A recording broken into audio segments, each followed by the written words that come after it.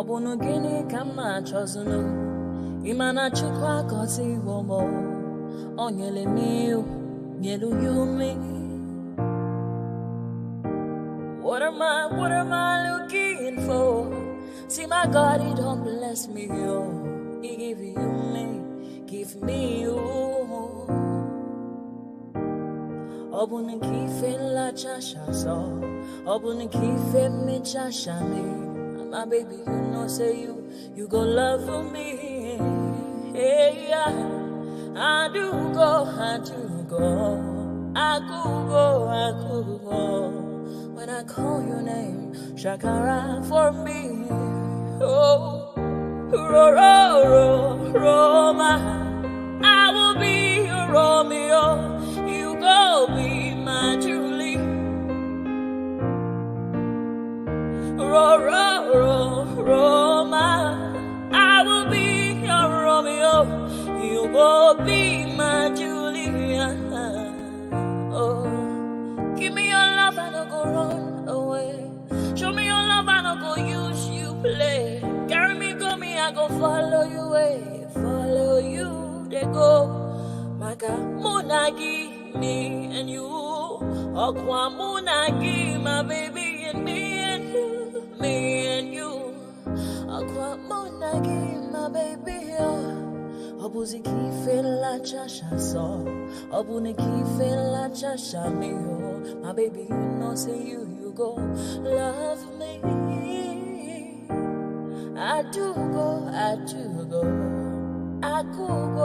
could go.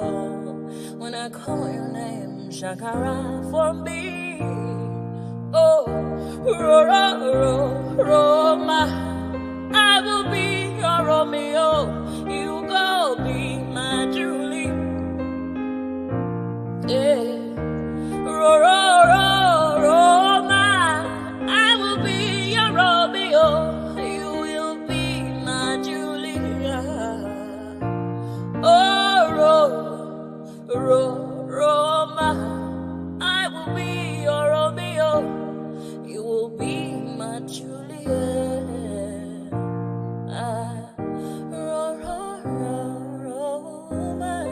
I will be your Romeo. You will be my Julia. Ayandaba.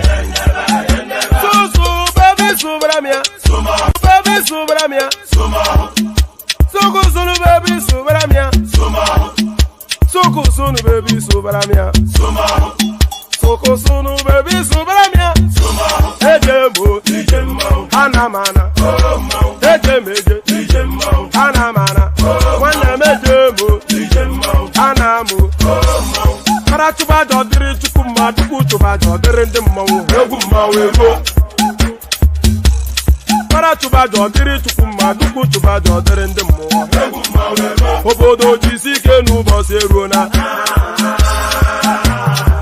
Oyibo. It is everyone.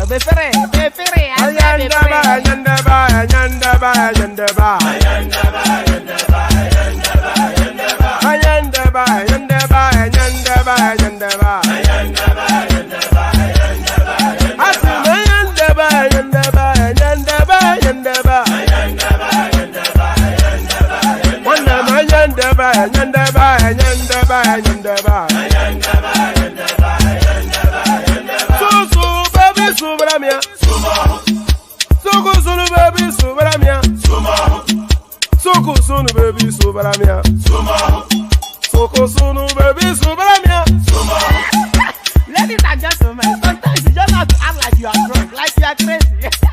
Confuse your enemies, confuse them. We mo.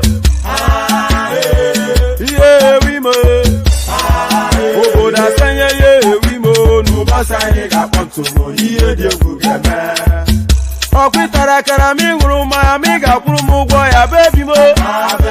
Abe Maria. Why feeling? Ayandaba.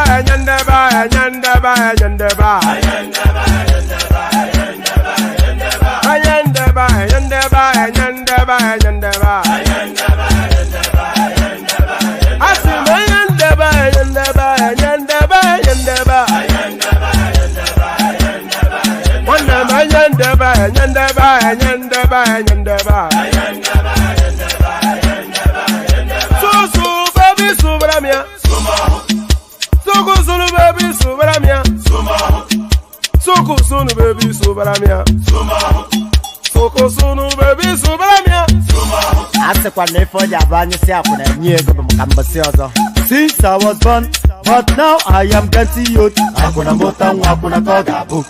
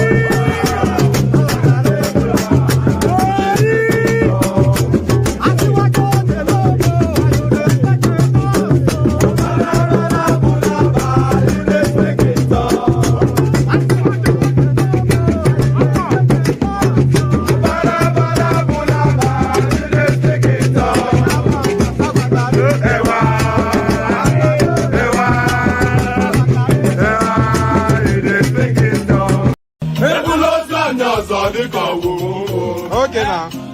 To question between my pen. I see. I see what I want to do when you forget me. Okay. Papa, you look at you. And then you get out. Mama, say, I want me to go. I got no one to tell them back. Oh, where would he get? I got you to never tell them what they were. Ẹ̀jẹ̀ mi ni ẹ kí n gbọ́, àkọ́bí ewé ayò, ewé tún léje, ìtún ló ní ọ̀tún ẹ̀ ṣe, ìfà ló ní kan fà ẹ̀ mọ́ra, àìbínú gbogbo àtàrẹ, gbogbo méjì ọkà bàbà, gbogbo mẹ́ta ọkà wáṣẹ́, orí ló túmọ̀ ẹ̀dùn, gbogbo ọ̀nà ní túmọ̀ ẹsẹ̀. Akọni ìmọ̀ tú ìmọ̀ ọjọ́, ìmọ̀ èmi ni wọn kì í dálẹ̀. Bọ́bá lọ mẹ́lẹ́mọ́, wá fi jóye ẹlẹ́mọ́. Akọni bọ́bá lọ gbé fèrè, wá fi jóye ẹlòkò. Bọ́wọ́ wọn bá tẹ̀lé, wá fi jóye aláre. Àwọn mẹ́tẹ̀ẹ̀ta parapọ̀. Wọ́n wá jọ ń pẹ́ mọ́, ẹ̀ẹ́mọ́ olóko jẹ. Wọ́n ń pa Akíntọ́lá Ògún. Wọ́n ń pàdé ìyọ̀dà, ọmọ àtàlàbọ̀bà.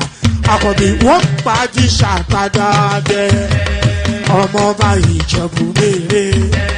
Aṣíwájú odò gbólùkẹrẹ, Ajagun lólòdì ọ̀run. Tó bá ṣe pé tìyẹ, tó bá ṣe pé tìyẹ, lọ bá ń darí jọ wí. Àgbèrò mi kún gbọ́wọ́, ọ̀bọ ti ṣìgìdì máa gbé, àgétì ló máa ń gbé, àyàn ti ìlàyàn ewúrẹ́. Ọlọ́run dákun má padà lẹ́yìn ẹ, kó má gbàgbé ọ̀rọ̀ tẹ́. Aṣíwájú Ọlọ́run dákun má padà lẹ́yìn ẹ. Àkọ́bí Ọlọ́run dákun má padà lẹ́yìn ẹ̀. Ọkọ̀ olúrẹ̀mí Ọlọ́run dákun má padà lẹ́yìn ẹ̀. Òdòlé sọ bẹ́ẹ̀, gómìnà sọ bẹ́ẹ̀, dẹ́pútì sọ bẹ́ẹ̀, Ọ̀túnba sọ bẹ́ẹ̀, speaker sọ bẹ́ẹ̀, Bàbá Ìjẹ̀bú.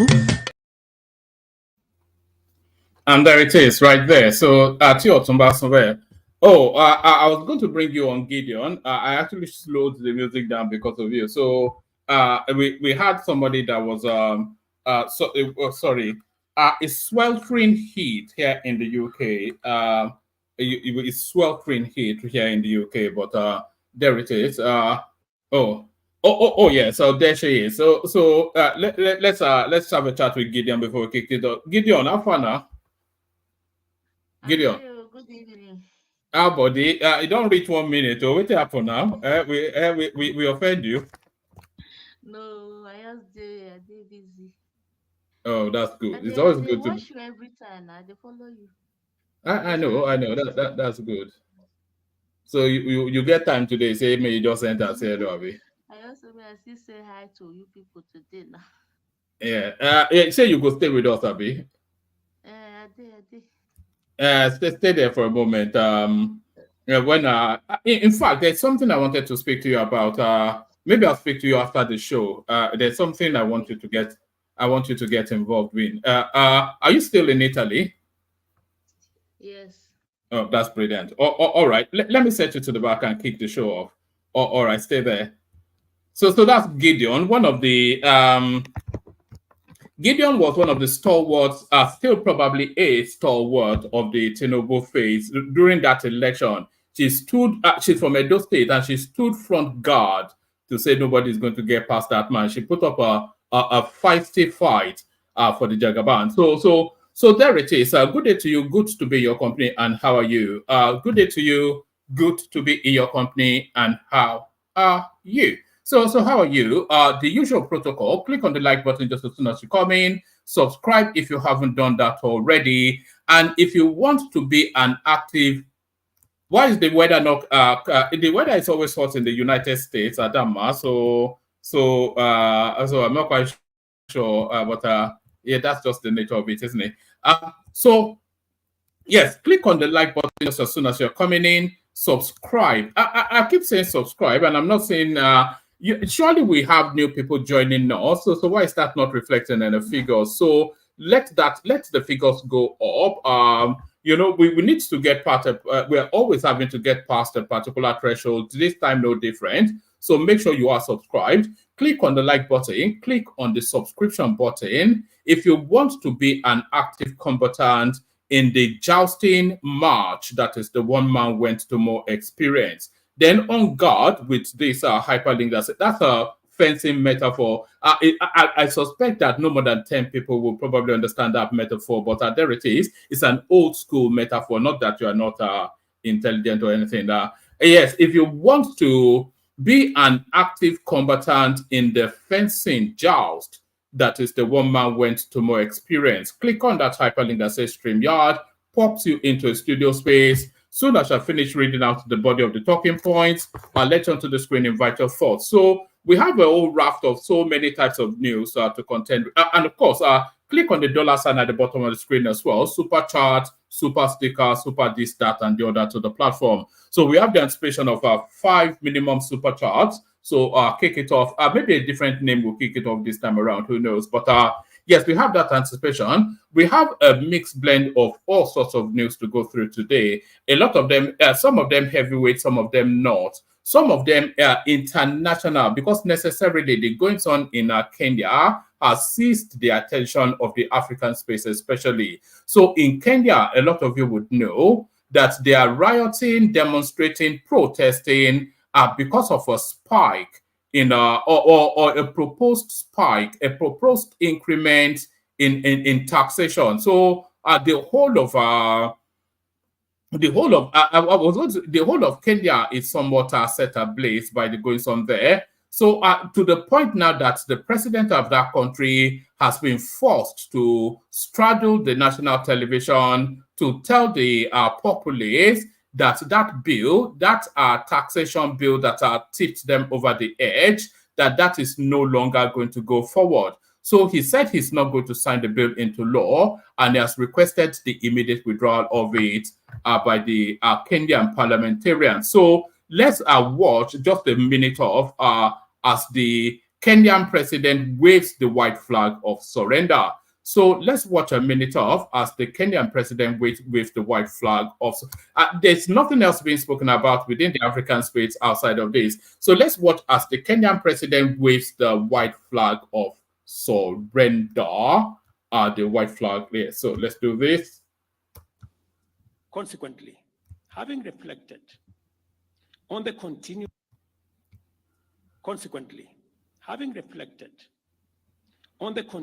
conversation around the content of the Finance Bill 2024, and listening keenly to the people of Kenya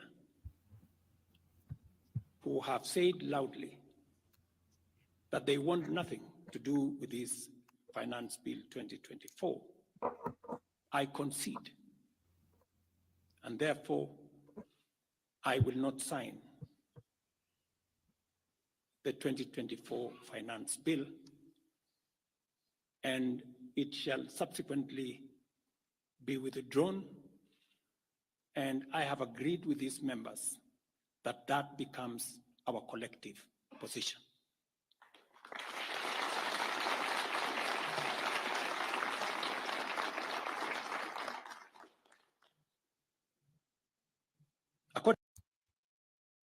Welcome back. All right, let's all right, let's pause it right there. So let's pause it right there. So that's the goings on in Kenya now. So that goings on in Kenya, it made a lot of a splash within the Nigerian space because, of course, there's a lot that mirrors what's going on in Kenya and some of what is going on in Nigeria as well. They had a very contentious election, which led to litigation. That litigation then favored, I think, this chap. I think it was what was it called? Jomo Kenyatta's son. He was the one that was trying to rig himself. So they have a lot of similarities that mirror somewhat the goings on in Nigeria at the moment. So this guy now, President Ruto, he's now proposed a bill to increase the taxation within the Kenyan space. So let's say it's like it's a broad stroke form of a taxation that's looking to introduce. So let's say, for instance, you had like a car. The taxation on that car is going to be about 2% of its value every single year. So along those lines, so a whole raft of money grabbing somewhat taxation. This led to a lot of rioting, protesting in Kenya, and then that ultimately landed on the president waving the white flag of surrender. You just saw him wave the white flag of surrender there. So a lot of our conversations being had in Nigeria around this little cameo that happened in Kenya, that the Nigerian space, they are going through even more excruciating hardship, but the Nigerian populace are not showing the testicular fortitude to respond in an equal manner as we saw in Kenya. So there's a lot of conversations there. But the conversation, of course, it doesn't take into cognizance the peculiarity of those spaces. Because, of course, life is very expensive in Kenya as opposed to life in Nigeria. So to address that, we sent a correspondent to Kenya, and this is what he had to report. So you see there, that's the price of premium net photo spirits, petrol in Kenya. 204 shillings and 30 fractions. That's about $1.60, slightly above that. So that's more than 3 times what we pay in Nigeria. Now, you're going to be watching this, and I know some of you, moved by sentiment, will say, well, we're an all-rich country. Nigeria is not an all-rich country. Nigeria produces less than 2 million barrels per day for over 220 million people. In this country, Kenya, their largest export is tea. Now, it will surprise you, and you can actually fact check me. Tea is actually more expensive here than in Nigeria. So if your logic, which you're going to use to insult me by the way, because I know how people is correct, then the price of tea should be cheaper here than in Nigeria. But that's not how economics works. You got refineries who have to buy at the prevailing rate. They have to refine. And to make a profit, they would have to sell at least to make a little profit. Now, we're going to check out the price of tea very soon. Okay, so we're at a supermarket, we're looking at the prices of commodities. Remember, I said Kenya's largest export is tea. So that means, by your logic, tea is going to be cheaper here than in Nigeria. Now, look at tea.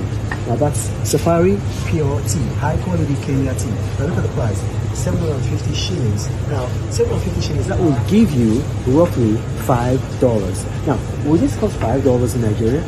Now, just so you understand what $5 is, $5 is going to be 7,500. So will this cost 7,500 in Nigeria? So you got to understand the economics of scale. Let us stop holding down our country because of an election that maybe we're not happy with the results and then we don't want to sacrifice. Listen, we got to make tough choices. And they are facing the kinds of economic challenges that we are also facing. But you know what? They are united, they are overcoming it together as one nation. Look at that. This is today's paper. Now look at that. Tough choices in the face of the crisis. They have to make tough choices. What we have to do in Nigeria is that we have to get our government to increase the minimum wage so that at least it's a living wage. Rather than say that, okay, we want to have cheap petrol, it's never going to happen, or we want to have subsidized dollars so that we can buy imported things. We're always going to destroy our economy and we're going to be poor as a result. Hello, Achille. Hi, how are you? I'm good. You're Kenyan, right? Yeah. Yeah, because a lot of people are confused. There are a lot of people of Indian and Arab origin in Kenya, Tanzania, and Uganda. That's correct? Yeah. So you're a Kenyan citizen? Yeah. Okay, I want to ask you a question. Yes. Now, how much do you pay on average for electricity in Kenya? In dollar, like Yeah. $200. $200? Yeah. $200? Yeah, Some per people month. pay more, right? Yeah. But you just pay because you're middle income, you pay $200. Yeah. Small, so, yeah. All right. So that's Reno Mockery, of course. It's just really you can say situationally there's some similarity between what's going on in Kenya and what is going on in Nigeria situationally, but in terms of other parameters that should lead to the sort of protestations that we're seeing in Kenya, they don't mirror. Life is a lot more cheaper in Nigeria, has just been highlighted by Reno Omokri there, and the cost of living is drastically cheaper. So that's that. So that's that. So that is that. I'm sure a lot of people hold contrary views, but that is that. So let's get now into the readouts. Let's see what else is in the news. All right, so let's see what else is. And by the way, anybody that has a more expansive understanding of the goings on in Kenya, to please pop onto the screen and come and share it. I've just happened upon data fairly recently, so I couldn't give you chapter and verse on what's going on in Kenya. I'll give you just a lot of headlines rather than readouts. Nigerian total debt stock down 15% in dollar terms. This is official. So now, the road to recovery it follows this path, because we are getting improved ratings by the international financial rating companies almost on a quarterly basis. We're paying down our debt, and all of that ultimately should strengthen the currency. And there's somewhat of a stabilization in the naira to dollar value now. Nigerian total debt stock down 15% in dollar terms. This almost actually from the central bank. Nigerian total debt let's do that again. Nigeria's total debt stock in United States dollar terms fell 15% in the first quarter of the year. Nigeria's Minister of Finance, Coordinating Minister of the Economy, Wale Edun, said. Mr. Edun explained that the positive development is significant for the country, especially in the eyes of rating agencies, creditors, and investors. The total debt stock of Nigeria in US terms fell by 15%. That is very positive. Any rating agency, creditor, or investor looking at that will see it as a positive move. We're a country with petrodollar and the ability to earn in dollars. So it is highly relevant that we look at our exposure in dollar terms. According to data released by the Debt Management Office, Nigeria's public debt rose from 97.34 trillion naira in December 2023 to 121.67 trillion naira in March. So now, a lot of people will immediately go off the back of that to start to howl and holler that Tinubu has hemorrhaged the economy. But I think the explanation is easily reached, even by the naysayers. According to data released by the Debt Management Office, Nigeria's public debt stock rose from 97.34 trillion in December 2023 to 121.67 trillion naira in March. So now, of course, is the devaluation of the currency or the rebate, or not even the devaluation, because that's a misspeak to say that the currency was devalued. The currency has not been devalued. The currency has been floated to establish its own natural value. So the floating of the naira, which has since quadrupled and exceeded, even going on 5 times, its prevailing value when it was a subsidized currency, is what accounts for this sharp difference. So because this is in naira terms, of course, the dollar probably still remains the same, actually reduced by 15%. However, the director general of the DMO, Patience Oniha, explained that the increase in the figure was partly due to exchange rate fluctuations. So exactly as I just said, in US dollar terms, the figure fell from $108 billion in December 2023 to $91.4 billion in March. So that's a significant reduction, right? That's almost a $20 billion payoff, if my maths is right.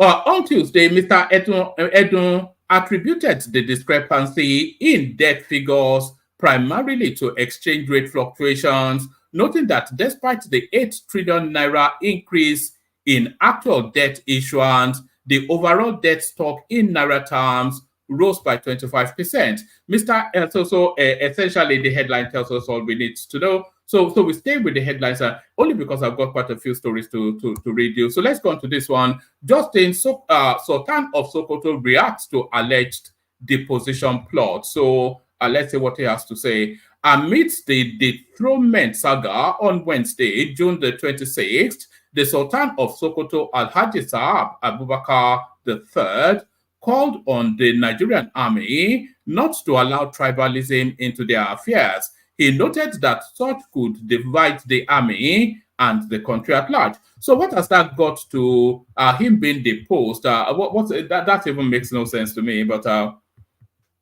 as reported by correspondents, the Sultan made the plea during the commissioning of the newly constructed. So he didn't actually say anything about it. But Abubakar, the Sultan, on Wednesday said, "You are in the military now, and so many things have been geared towards where you come from. Who is Muslim? Who is Christian? Who is Igbo, are you Hausa or Yoruba in Nigeria? We never knew this thing so many years ago. Please, don't allow this thing to creep into the army, for that will be one thing that would divide the army and the country." So I'm not quite sure. Did he actually speak on that? No, I don't think he did speak on that, but the headline somewhat misleading. Did you know that the Sultan of Sokoto was once upon a time a military man? So the Sultan of Sokoto, once upon a time a military man, NELFUND approved students' loan disbursement. So that students' loan now faster is actually achieving what is intended to do. So if you look at the pace of this particular initiative, you cannot but be impressed. Yes. If you look at the pace of this particular initiative, you cannot but be impressed. So this was something that was formulated about 4 or 5 months into the administration. They sent it. They sent it to the parliament. Withdrew it from the parliament as a result of our public feedback. Made adjustments to it. Sent it back to parliament. Parliament approved. Signed into law. The structures put in place. Everything set up, and the students now to benefit from September when I think school resumes. So at that, all within 1 year, one of the most seminal policy positions within the Nigerian state, all within 1 year. So there it is. NELFUND approved students' loan disbursement. So the money is to be paid out now. The board of the Nigerian Education Loan Fund has okayed the disbursement of loans to successful applicants. This decision was taken on Wednesday during its inaugural meeting. The agency's spokesperson, Nasir Ayi Togo, disclosed this in a statement. By approving the immediate disbursement of the loan, NELFUND is taking a critical step in fulfilling its mission to support education and empower the next generation of leaders. Correspondents have reported that the agency is set to pay over 35 billion naira to 70,000 applicants approved for successful applications from students of federal-owned tertiary institutions in the first phase of the scheme. The agency would also pay 20,000 naira monthly stipend to successful students, sources confirmed to correspondents. Meanwhile, the commencement of the second phase of the application process, which would accommodate students from state-owned institutions, has been postponed by 14 days. So that postponement by 14 days, nothing to do with the system, or they're not getting the data from the state institutions. That's what they said. I think we covered this a session or two ago. The postponement was necessitated by the failure of, hold on.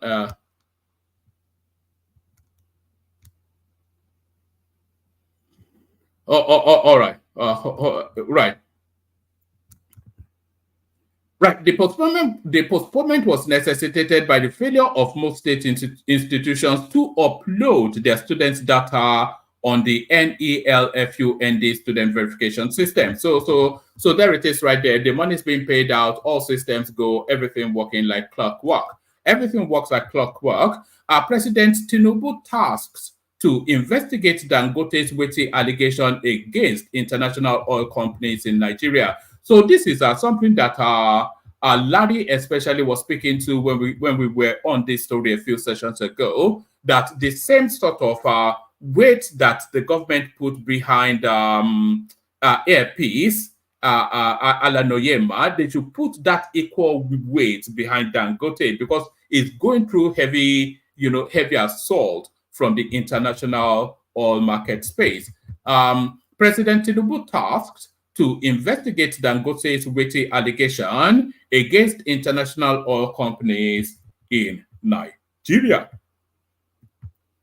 Just a few paragraphs. The recent development concerning the serious and weighty allegations raised against international oil companies operating in Nigeria by Aliko Dangote, Africa's richest man and founder of the Dangote refinery, through Vice President Davakumar Edwin, which claimed that the IOCs are sabotaging the good effort of his refinery, calls for full-scale investigation. And by the way, there was a fire outbreak. We don't know the extent of the damage at that same refinery just today. So I wonder if that is the excuse for now, because they promised us oil by next month, by July. So yes, jump on, Emmanuel.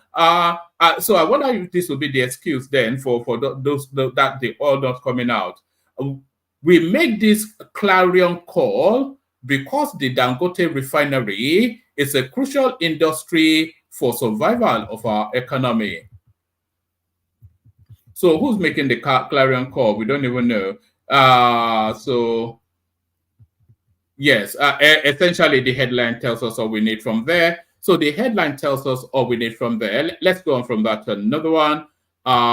National Assembly to hold emergency plenary sessions on Thursday. So what necessitates this? We won't have to read this. I suspect, because I saw some headline in passing that suggests that this might well be to do with Tinubu's new presidential fleet. The Senate and House of Representatives will convene emergency plenary sessions on Thursday. The Senate Committee on Media and Public Affairs Chairman Yemi Adaramodu disclosed this in a statement on Wednesday in Abuja. The two chambers adjourned plenary on 11 June for Eid al-Kabir celebrations and are expected to resume on July the 2nd. Mr. Adaramodu said the lawmakers would discuss issues surrounding the supplementary budget. Oh, right, yes. So I thought that had actually been passed, the supplementary budget. Mr. Adaramodu said the lawmakers would discuss issues surrounding the supplementary budget during the emergency sessions. He also said they would discuss hanging issues of constitutional and electoral concerns. At the same time, the outstanding bills and motions will be passed before the two chambers proceed on annual recess later in the year. It is a statutory resumption from Salah break, essentially to address the supplementary budget. Nigeria requires 348 trillion naira to address infrastructural deficit. How much is that in real money is the question. Nigeria's FX inflow in Q1 was Q1 2024. So that's January, February, March, April. So it was 24 billion. So that's Cardoso. There's a lot of dollars washing into the Nigerian space, we have to say, but the impact on that on the populace is really where people want to see. I will give you a readout of this. This is a throwback and then fast forward to the and by the way, there's barely anyone in the room, so if anybody wants to jump on so that the conversation can take place.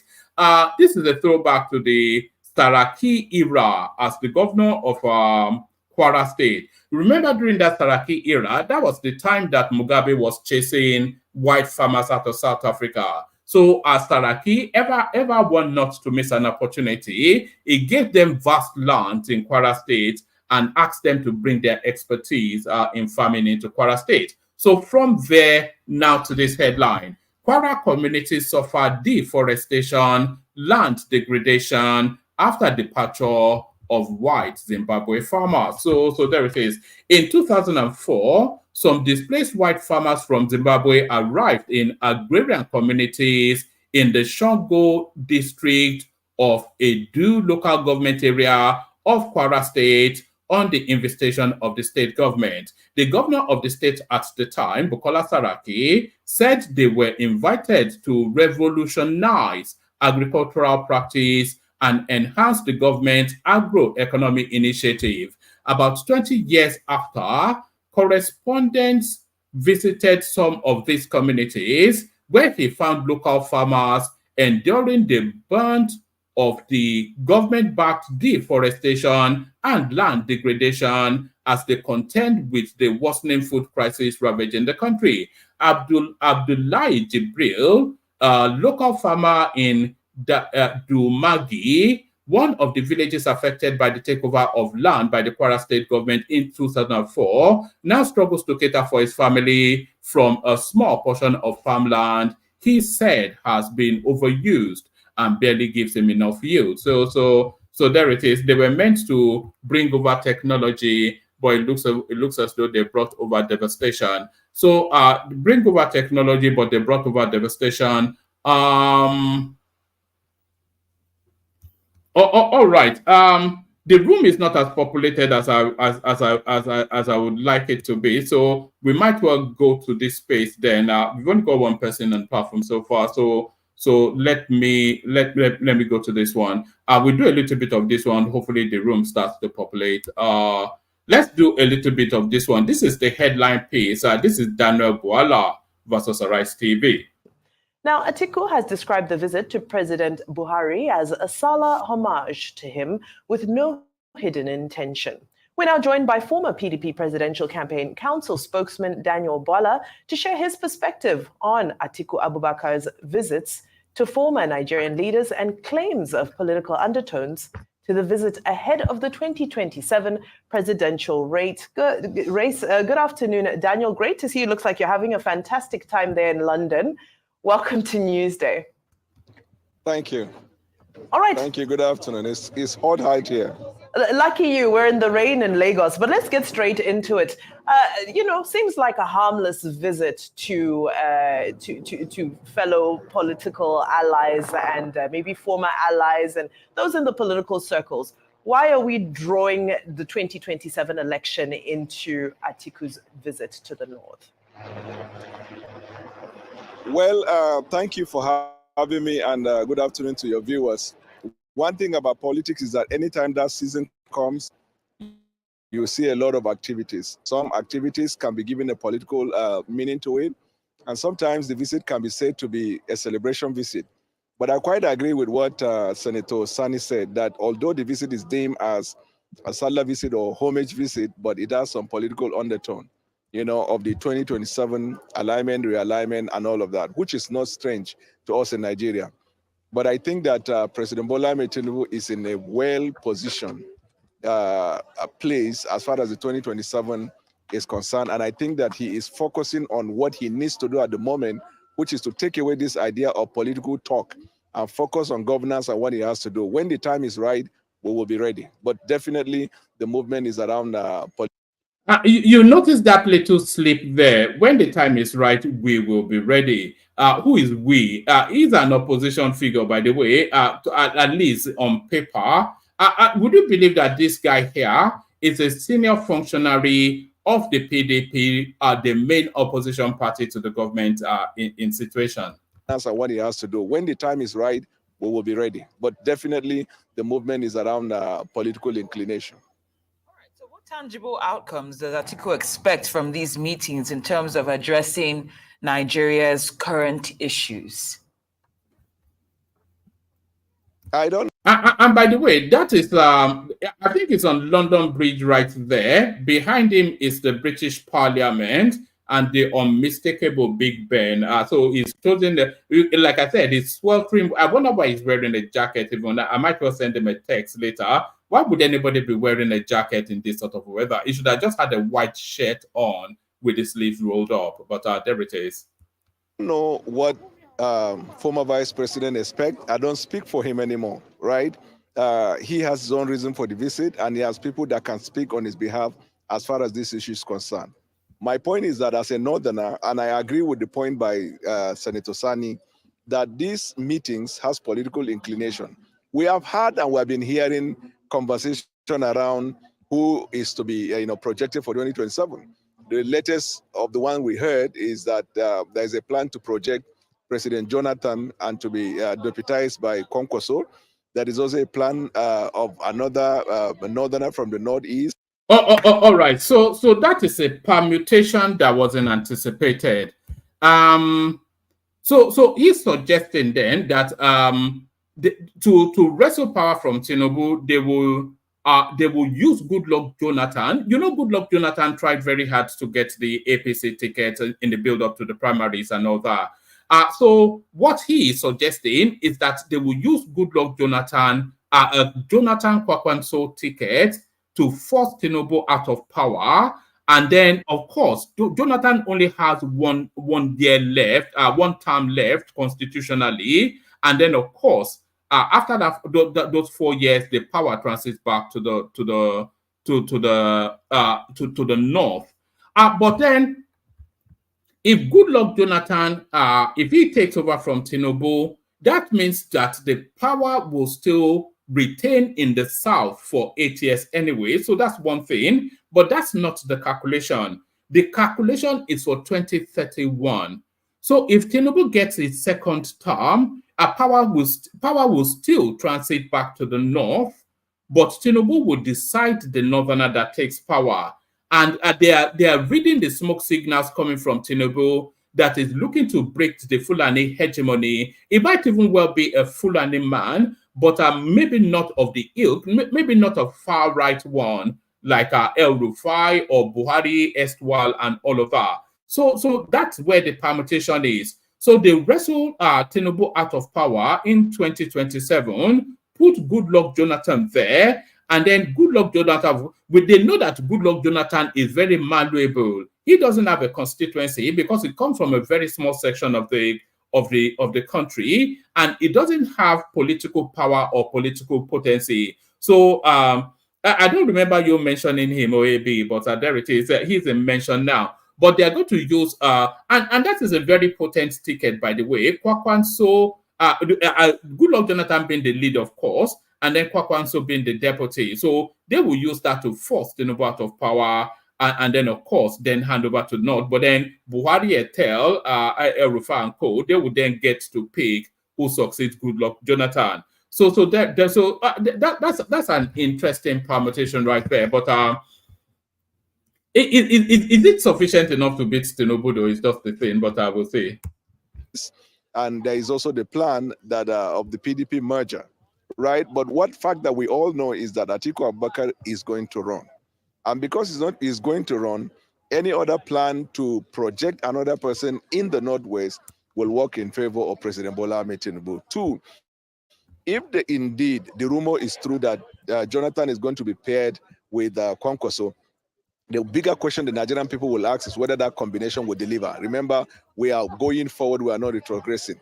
The third and the most important one is that the various visits to a particular city, to a particular person, in a bid to generate the talking point or in a bid to gather the alliance, the question that the voters are going to be asked is not just the person you are going to visit, but whether the record of that person has delivered on good governance that will warrant the Nigerian people to see the endorsement or otherwise of that person as for. I think that's a misreading by Daniel right there. The optics is not for the voters or the electorate. The optics is for the political space. It's a realignment. It doesn't really matter what the voters think of Buhari. Buhari has a bank of voters that he can still sway either way because they follow him fanatically. So he has that bank. And when the North, when the North are sent to a particular candidate, then they have the capacity because they have a patriarchal sort of structure within that space, which cascades from an authority figure that essentially speaks for a vast swathe of people. So they have that in the North. So it's not so much, these are power blocks within those spaces. And those power blocks come with a retinue, with a bag full of votes, which they can influence. Because under somebody like Buhari, Abdulsalami, Babangida, etc., a whole retinue of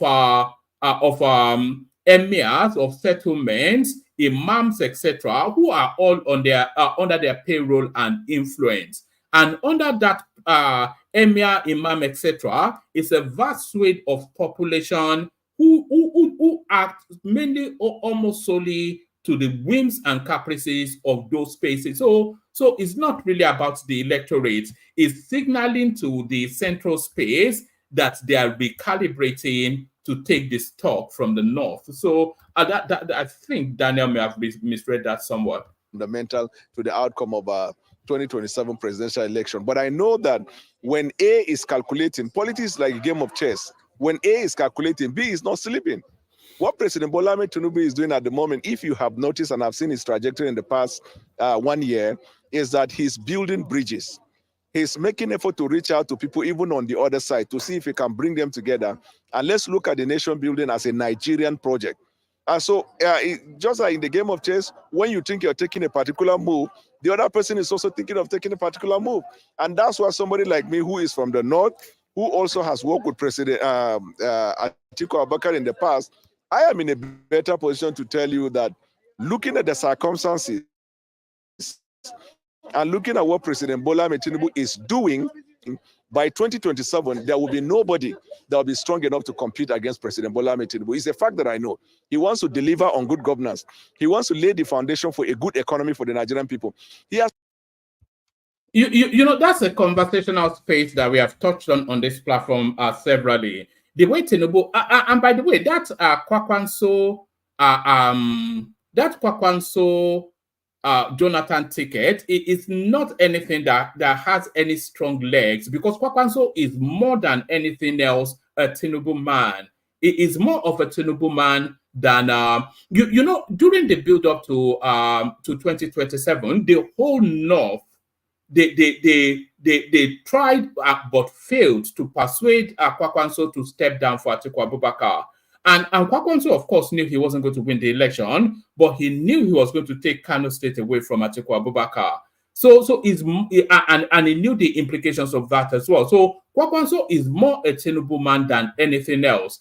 And KWANKWASO knows that he's in the permutation for 2031 within the mix that Tinubu has.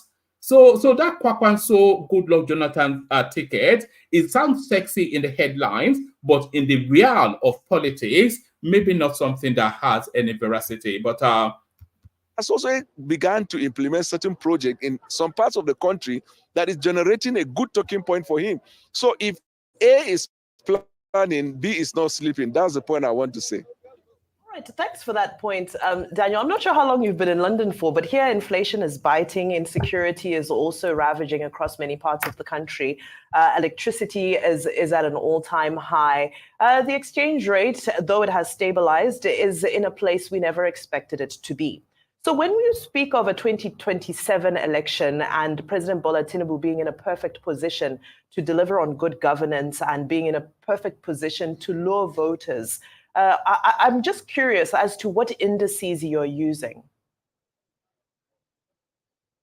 First of all, if you're looking at comparative analysis, the issue of recession is a global phenomenon because of so many things.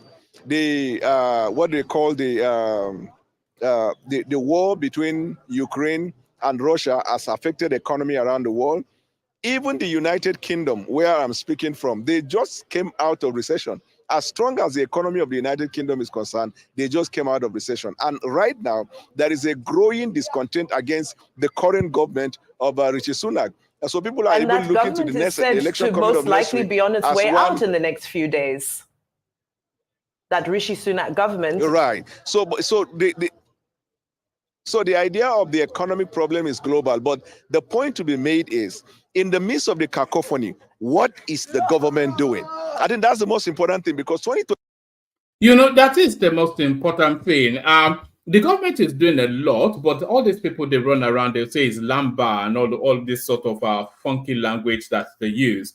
We've just now read the narrative of the education fund, the narrative of the credit loan and all of that, paying off national debt, the naira stabilizing and all of that, insecurity sort of dissipating, ebbing a little bit, not dissipating, but ebbing.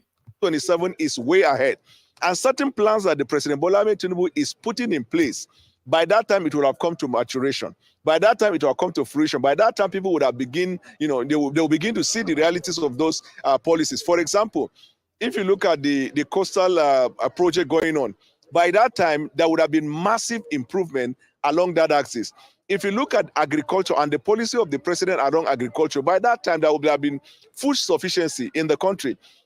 Then you look at diversity, which is the crucial thing in Nigeria today. There are parts of the country that felt they are left out. With what President Bola Tinubu is doing, by that time, even the minority would have felt a sense of inclusion and inclusivity. So that's why I said that A is planning, B is planning. When that time comes, it will be apparent to everyone that is watching the political terrain who is in a better position to get the will of the Nigerian people for another 4 years. Well, from what you're saying, that by the time it's time for the 2027 elections, all these milestones might have been achieved. But is it fair to use the first term, from how you speak, you make it sound like it's a practice test ahead of 2027? Should the focus not be where we're seeing all the efforts going into right now for the 4 years, just by the assumption that all he has is this term, and then we see... It's a ludicrous and a ridiculous question that this lady is asking. This guy here, Daniel, he's just reeled off a whole raft of policies, initiatives, actions being taken by the government. So what exactly is what's a test run? The government is governing to the benefit of the people. That is exactly what Daniel just said. And by the end of this year, certainly by the first quarter of next year, all this food situation would have been long resolved. Dangote comes on stream and everything around that will, before 2027, the country would have settled into spaces where the achievement of the sitting government is fairly visible. Outcomes just as quickly, as opposed to laying the groundwork that you plan to build on, that the administration will plan to build on come 2027? Should we not see all this happen quickly during this term that he's governing as president, and not necessarily making so much input in that regard, hoping for a second term? No, definitely. Plans, of course, you probably will know how plans work out. There are immediate, there are midterm, and there are long-term.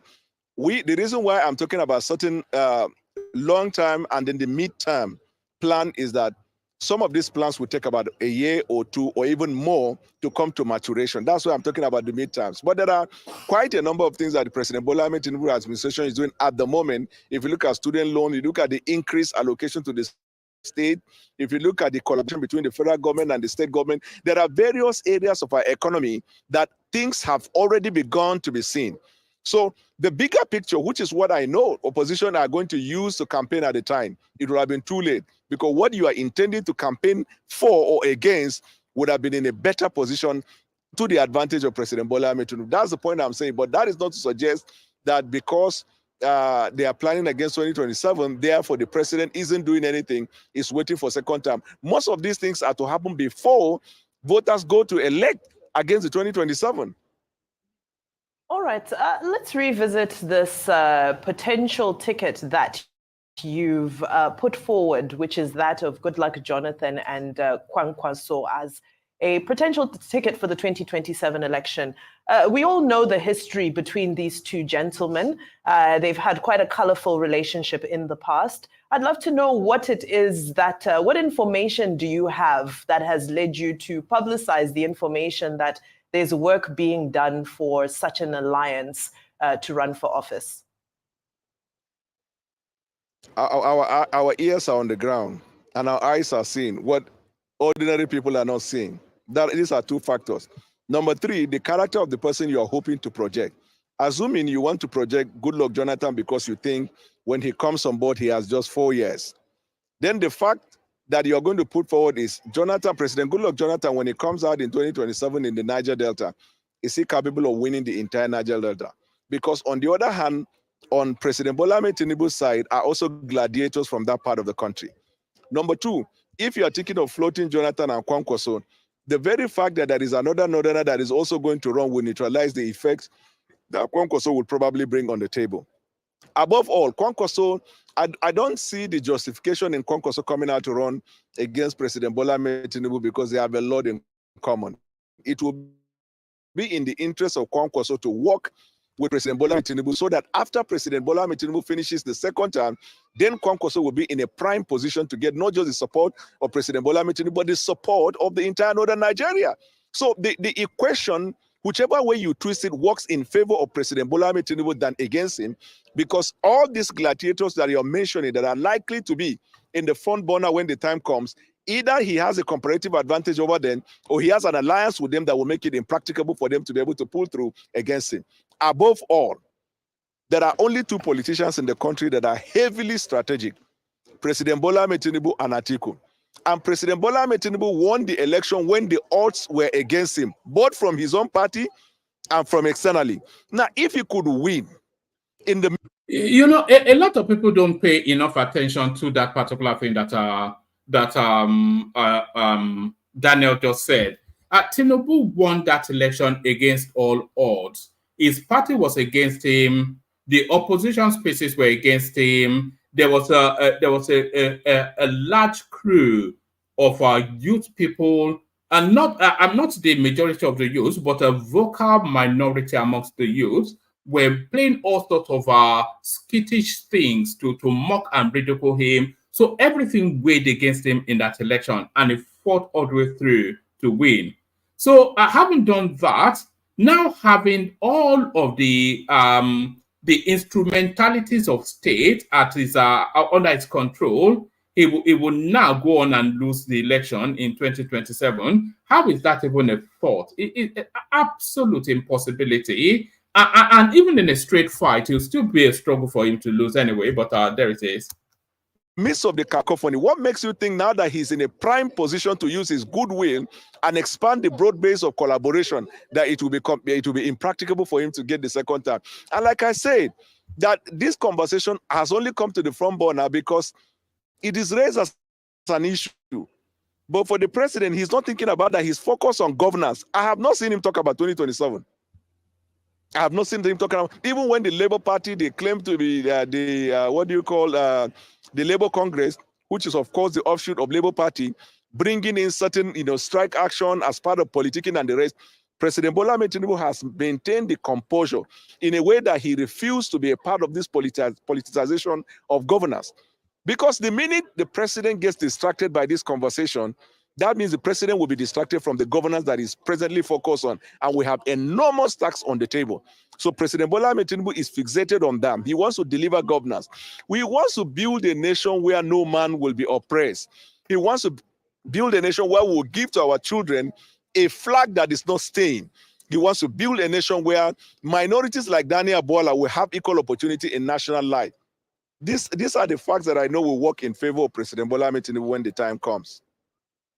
It sounds like you're saying that the president is not really focused on 2027 as it's being vocalized. Okay, I think we may well just pause it after this response. So we'll let this question be asked. We'll hear this response and then we'll move on. Right now, compared to other parties. But you also said earlier on that President Tinubu is building bridges, and if one candidate is making moves, they can also be sure that the president is not, is sleeping and is making similar moves. So what similar moves are you alluding to in that regard? Since you're saying he's not really focused on that. Good. I get it. Now, politics is about collaboration, right? The conversation around people teaming up is so they can unseat him. In other words, we are looking at who will come on board. We are looking at how we can bring our interests in order to unseat him. I said, why you are doing that? The man in question, why he delivers on good governance to the Nigerian people, he is also focused on correcting the wrongs in the society. So, for example, there are parts of this country where they want relevance, they want their voice to be heard, they want their requests to be granted, right? Now, and for some time, they've not had that privilege. When President Bola Ahmed Tinubu extends good governance to that area, he's building bridges. There are individuals politically we are relegated, not because they were not relevant, but because they were not considered as worthy enough. When President Bola Ahmed Tinubu listens to them, President Bola Ahmed Tinubu is building bridges. So delivering on good governance is the biggest strategy for expanding your broad base and also for the purposes of attracting people against the 2027. There is no any other thing other than deliver on good governance, because the conversation will be around whether there is a good governance or not. The conversation will be around whether economically we're able to put our people through. The conversation will be around whether the security situation of the country has improved. The communication is going to be about, is Nigeria better today than it was 4 years ago? And so focusing on that, to me, is the biggest strategy for winning the 2027 presidential election. And that is what I say as President Bola Ahmed Tinubu focus on that. But I need you to know that it is not President Bola Ahmed Tinubu alone that will go to the poll. There are people around him who are also concerned, who have common interests, who have common boundary. And they are not in the seat of power like President Bola Ahmed Tinubu. So they are going to be involved. So for example, me, I have the privilege of access to the president. I have his attention, and I am committed to supporting his cause. I have been playing that bit, and I'll continue to do, and my doing so will not distract the president from good governance, which is in fact the reason why I am talking, because we have been hearing this conversation that the North is not happy with the president. The North is gathering the cloud. The North is no. Let that misconception be destroyed here and today. There are a good number of Northerners that are extremely excited with President Bola Ahmed Tinubu. Bwala is one. Senator Sani has also spoken about the collaboration that he thinks will come to North, because the North had 8 years in power. You cannot take the iniquity of President Buhari and visit it on President Tinubu. You have to do introspection. You have to look at the last 8 years. Has the last 8 years delivered good governance to the people? And if it has not, President Tinubu is not the one responsible for it. If President Tinubu, looking at the North, decide to also reach out to some parts of the North that have not been part of the last 8 years, how is that a crime? So these are the key things that the Nigerian people will begin to see. Look at the minorities in the northern Nigeria. I made the case that there has never been a time in the history of Nigeria where the minorities have had inclusion and have had their voice heard than in the administration of President Bola Ahmed Tinubu. That is my principal reason for supporting President Bola Ahmed Tinubu. That was my fear for... All right, so that's enough of that. I'm not quite sure how the minorities are especially having their voices heard on Tinubu. I don't hear the voice of any minority. All I hear is the voice of a political opportunist. So a political opportunist, but nevertheless, the veracity or lack thereof of what he has to say. So, like I said, still plenty of room in the studio. Anybody else to jump on. The hyperlink right there in the comment section. Let's play the Kegite music, kick the session off. Let's play just as soon as we can find it. So we'll play the Kegite music and then we'll kick the session off. Here they are, the Kegites.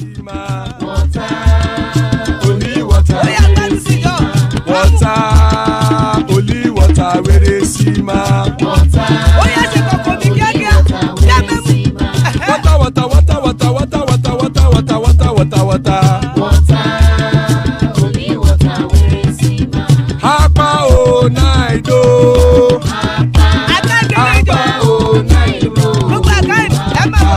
Hapa you don't come oh.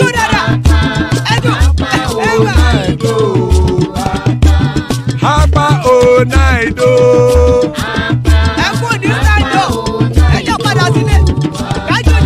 Oro keke elemu ye o. Ibe shodi ya keke elemu re o. Obi master keke elemu re o. Chifu Latif keke elemu re o. Eruku lele elemu de. Eruku lele egbe elemu dodo jare o. Eruku lele Ghana ti de egbe body o. Ọmọ ẹlẹ́yẹ ẹyẹ o ó dilé o. Odúyẹlá ẹyẹ o ó dilé o. Petrosoname ẹyẹ o ó dilé o. Petrosodunke ẹyẹ rẹ ó dilé o. Ẹlẹ́kọ̀ ọ̀run mú ìní o.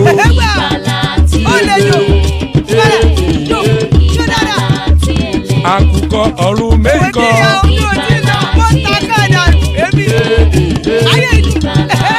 Ikú kò ní ríwà gbéṣe o.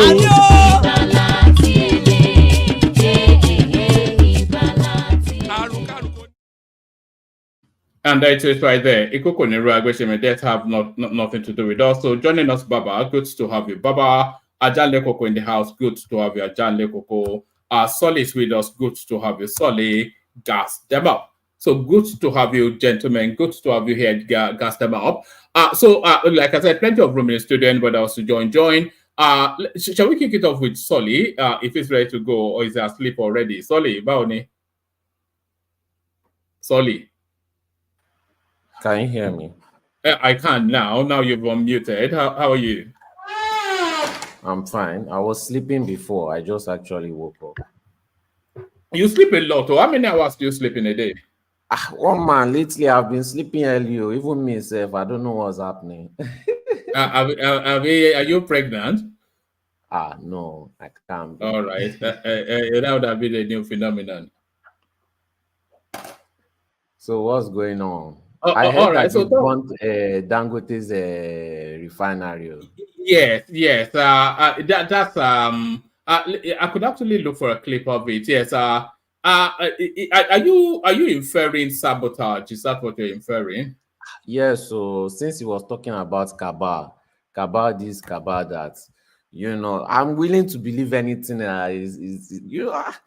especially when it comes to this West. They like to pretend to be good, but man, anytime I read their history, it does not always favor their narrative, So I don't know. It just seems all too suspicious. Like, man. Yes, when I saw that that news, that was the first thought, that because only 2 days ago they were complaining about being pressured by international oil companies to sabotage them. How is it possible that a refinery will even set on fire? What's the Well, anything is possible when they want to do what they want to do. It's the same thing I told a Frenchman.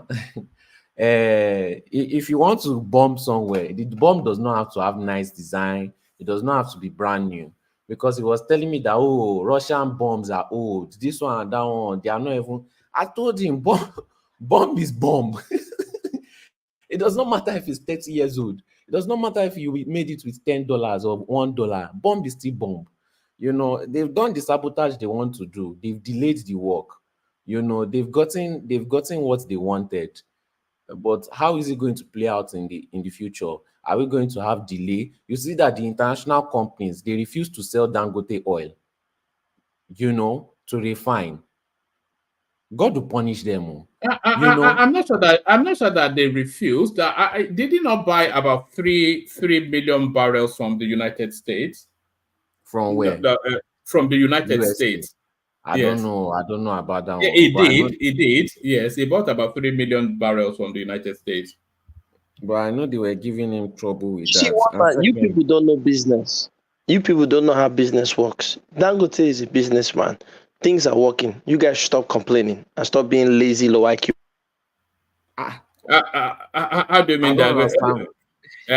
Neither do I. Do you want to expand on that, guys? But you see, that and it's a shame. Is doing Nigeria. You people are coming up with conspiracies of cartels and all these things. Stop making excuses, okay? Dangote is a businessman. You guys are just lazy. There's no cartel after you. We're only reporting on what we are saying now. We did not give our opinion yet. When Dangote himself was the one complaining that cartel are working against him, what are you saying? You this our guy? Gas them off. He's here to gas us off. But I'm sure he'll expand on that in a moment. But no, yes, you smell conspiracy, don't you? Yeah, sweet one. I don't put it past them. But it's quite a shame that Nigeria cannot even sell crude oil to Dangote, because all the loan we've been collecting, we've put our crude oil as the basic for them to be collecting. You know, I don't understand all these kind of unfair deals that we're always having in this so-called fair markets. You know, it's just terrible, just very terrible. This lets me know that if Nigeria... One man, do you believe in prophecy? How do you mean? I want to ask you, do you believe in prophecy? Well, it depends on where you're going. So prophesy, and then I'll tell you if you believe or not. Man, do you believe in prophecy? No, I don't. Okay. One man. I think the northern guy who did it. People from the north did that just to get angry at Tinubu. They haven't. All right, hold on. Let Emmanuel. Yeah, sorry. This thing could be coincidence anyway, because there's a prophecy for this thing that is happening this year, but I don't know how. Maybe it's a coincidence. What's the prophecy? The prophecy, the man of God said that Dangote refinery will caught fire this year, and a lot of doom prophecy the guy said actually, but I know they are now saying that it's from the prophecy or something. Okay, can I speak on that prophecy? Are you hold on? Are you, because you're not taking us to uncharted territories? Are you aware of the prophecy, Solly? Yes, I heard that also. All right, okay, bring us into that space then. Tell us. Yeah, go on. So there's this silly pastor, Odumo J or whatever. But he's a comedian. He's a very funny guy, you know. So he catches the attention of Nigerians. You know, Nigerians now, once it has to do with comedy, they will lose all their senses of logic. So he predicted that or prophesied that they will burn the place. But let me tell you something about prophecy. Prophecy is when people who have high IQs see patterns, you know, that you don't see and you are not used to, then they can predict what is going to happen next. You know, you could have said we prophesied that Tinubu was going to be the president, but at the end of the day, it was just pure simple analysis.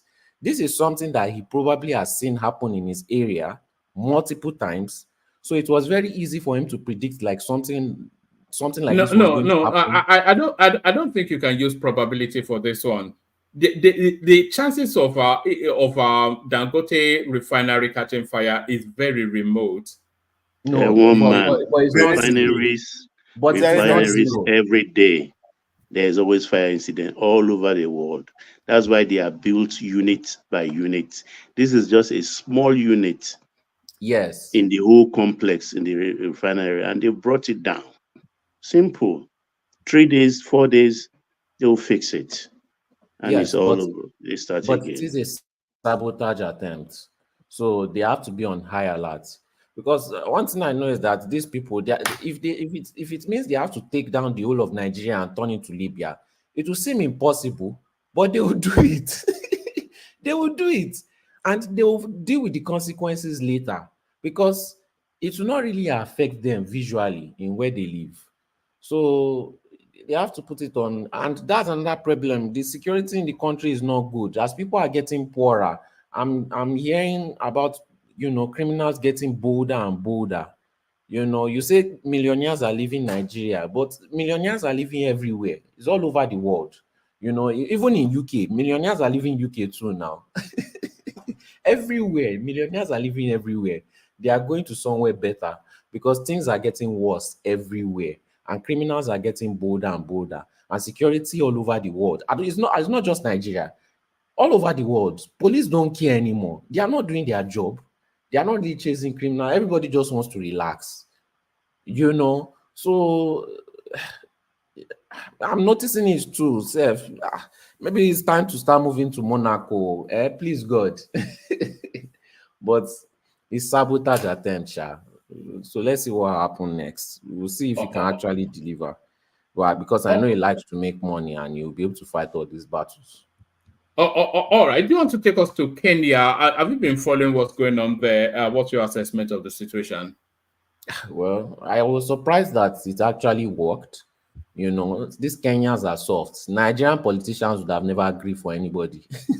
They would have just rolled the troop out to go and shoot them. That's yes, now. And before you know it, Nigerians will go and sit down after 1 or 2 days of protest. You know, no coordination. Before you know it, they start cracking joke. The ones that did not go out to be sitting down on their phone with the little internet they have, mocking the people that went out, you know, doing memes and everything like foolish people. Then the police will go back right to begging after shooting the people that they just finished begging. They just finished protesting from. So it's just a very crazy country, just a very, very crazy country filled with unserious people. You know, and it will never get better because EFCC is not going to arrest any politician. They didn't make EFCC to arrest politicians. You know, so look at what's this name? This stupid Kogi governor. Where is he now? Yeah, Bello. Yeah, Bello. Where is he now? They will not arrest him. It was probably at the Davido wedding. I'm pretty sure he was, you know. You know, probably same thing with Abakar Kiari. They were probably there together, laughing and enjoying while eating a big pot of goat meat, making fun of Nigerians. You know, so they just put that pastor in a useless role. Because you can't do anything to politicians. They set up EFCC with FBI to just catch Nigerians and get their money back. You know, what concerns them with Nigeria is the foolish Nigerians that don't know what to protest for. You know, they don't know what to protest for. How can, it's just like police selecting who they will arrest. Which country would take that? That's what EFCC does. EFCC is selecting who they will arrest. And that's the worst organization in Nigeria. It's just there to extort. It's even worse than Nigerian police force.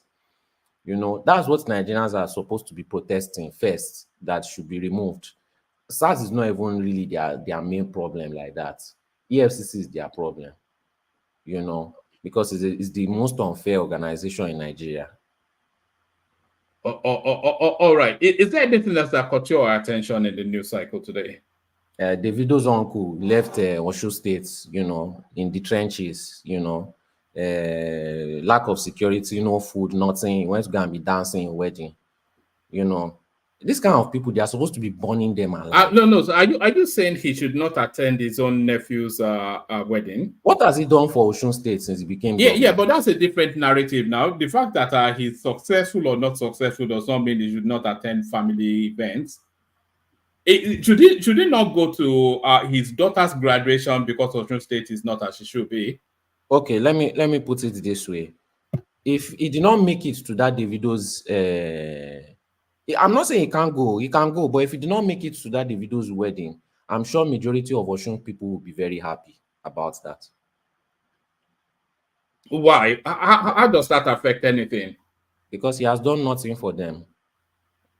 What do you mean? Yes, he has done nothing for them, but Davido is his nephew. Oh, okay. If his daughter was getting married, all circumstances remaining the same, is he allowed to attend his daughter's He's wedding? allowed now, but I won't wish him safe journey. Somebody like me, I won't wish him safe journey. That's warped logic, sorry. I don't see the logic of that. You know, the fact that he is a good or bad governor does not mean he cannot go to an occasion on a day. No, I didn't say a family event. I didn't say he cannot go, but I wish him the worst on the way. God. May he enjoy. Are you from Osun? Is that what it is? Are you from Osun? No, it's just pissing me off now. It's making the whole Southwest look like a disgrace. Him and that Ogun State governor. You know, forget Ekiti is somehow still far landlocked, you know. But that Osun and Ogun State, they are just a disgrace. They just disgrace us. It cannot be only every time they attend Southwest meeting, they don't even have any shame. They just go there and see how much they've not accomplished, and they go back to their house and go and eat eba. You know, solely, you know about our culture. You know, Davido is like a son to him. No, I didn't say he should not go. He can go now, but I hope he doesn't make it back. Well, he made it back. What's that? Oh, Papa, I don't. I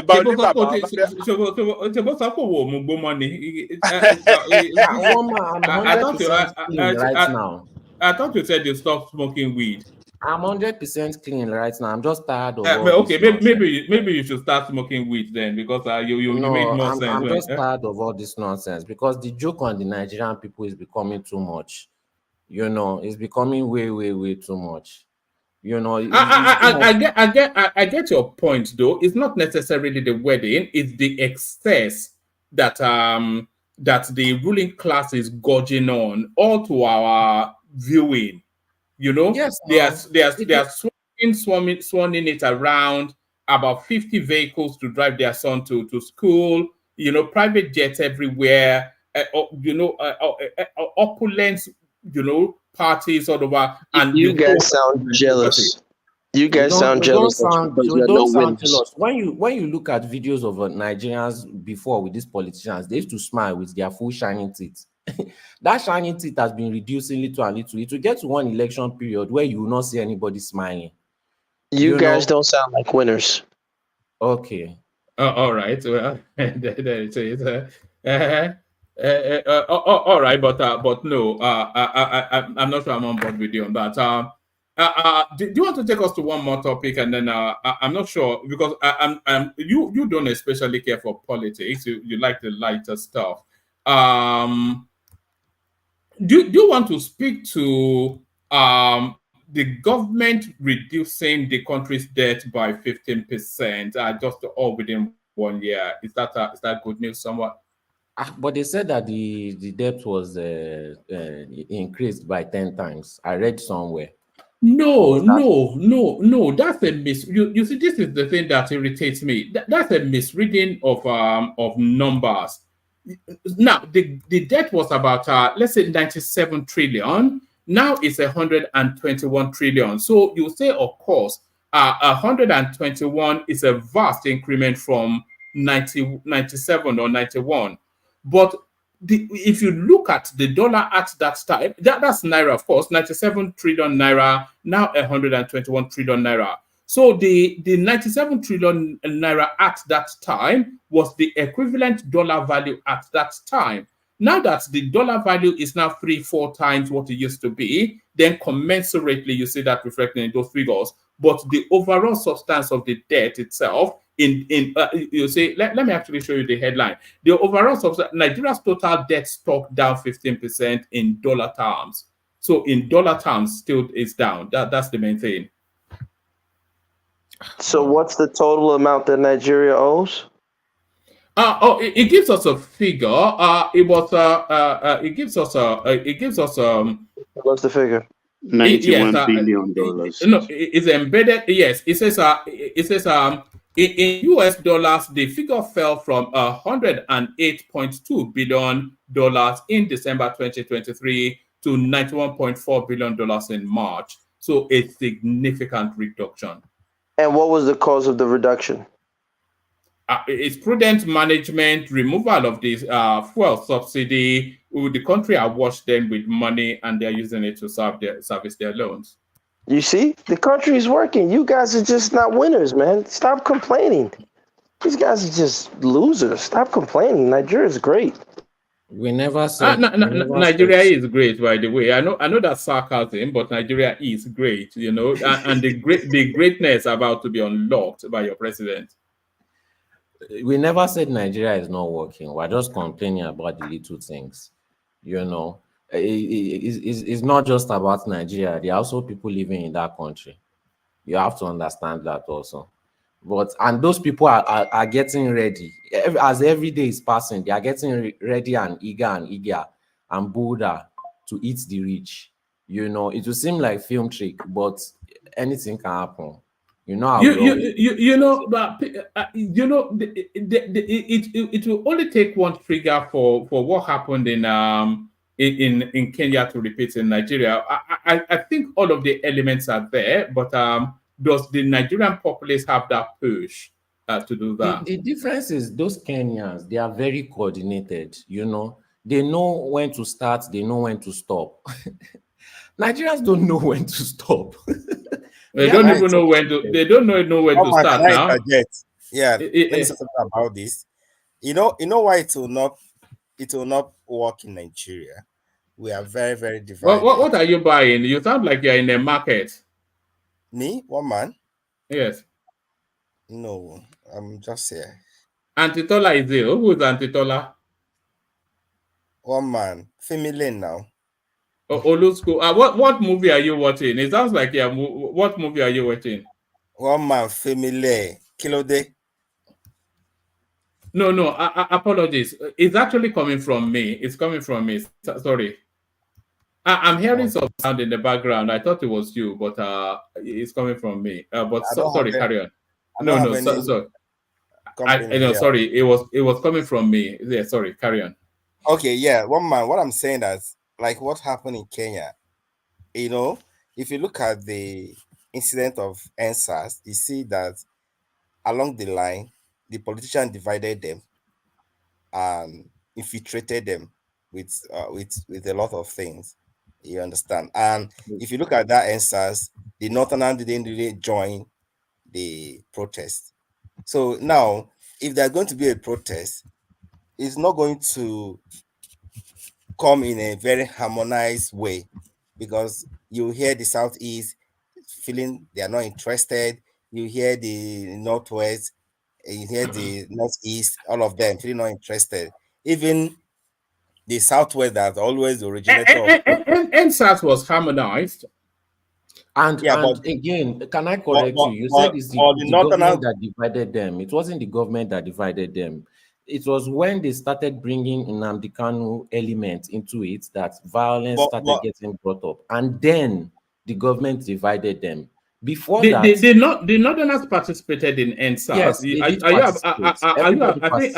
I think Emmanuel was about to say that the Northerners did not. The Northerners participated in NSAS. One man. Yeah. The element of Northerners, they were not like the way it was in the South. They were there.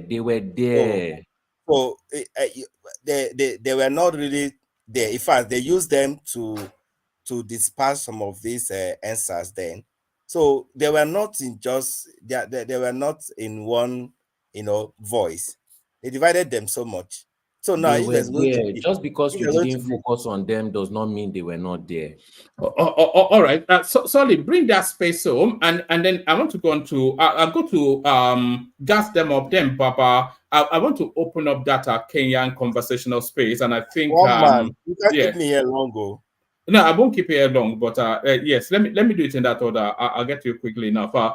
So bring that space home, and then we go to gas them up. Then, Baba.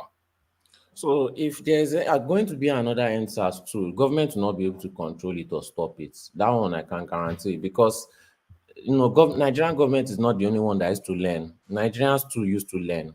And there are some people that are just waiting for that thing to happen again. Yes, they may not know when to start, but once it starts, it's going to be hard to control, because this time people are very, very hungry, and people already know what to happen. They will bring gun, they will bring police, this thing. But you are more than all these people. You are more than all these people, and they are hungrier than before, and they have nothing to lose. Before, they had something to lose, but now they don't have anything to lose. You are putting these people in position where they have nothing to lose. People are going naked and doing armed robbery now in groups. At that point, they have nothing to lose. So I don't understand what you're saying. When Northerners, everybody participated. They shot at everybody now, everywhere, in the north, in the east, in the west. They shot, especially even in that. In fact, the spontaneity, however it's pronounced, of that end SARS was quite impressive, and the universality of it as well. Because the North were starting, but the North were just about to join in when they put it to an end. Yeah.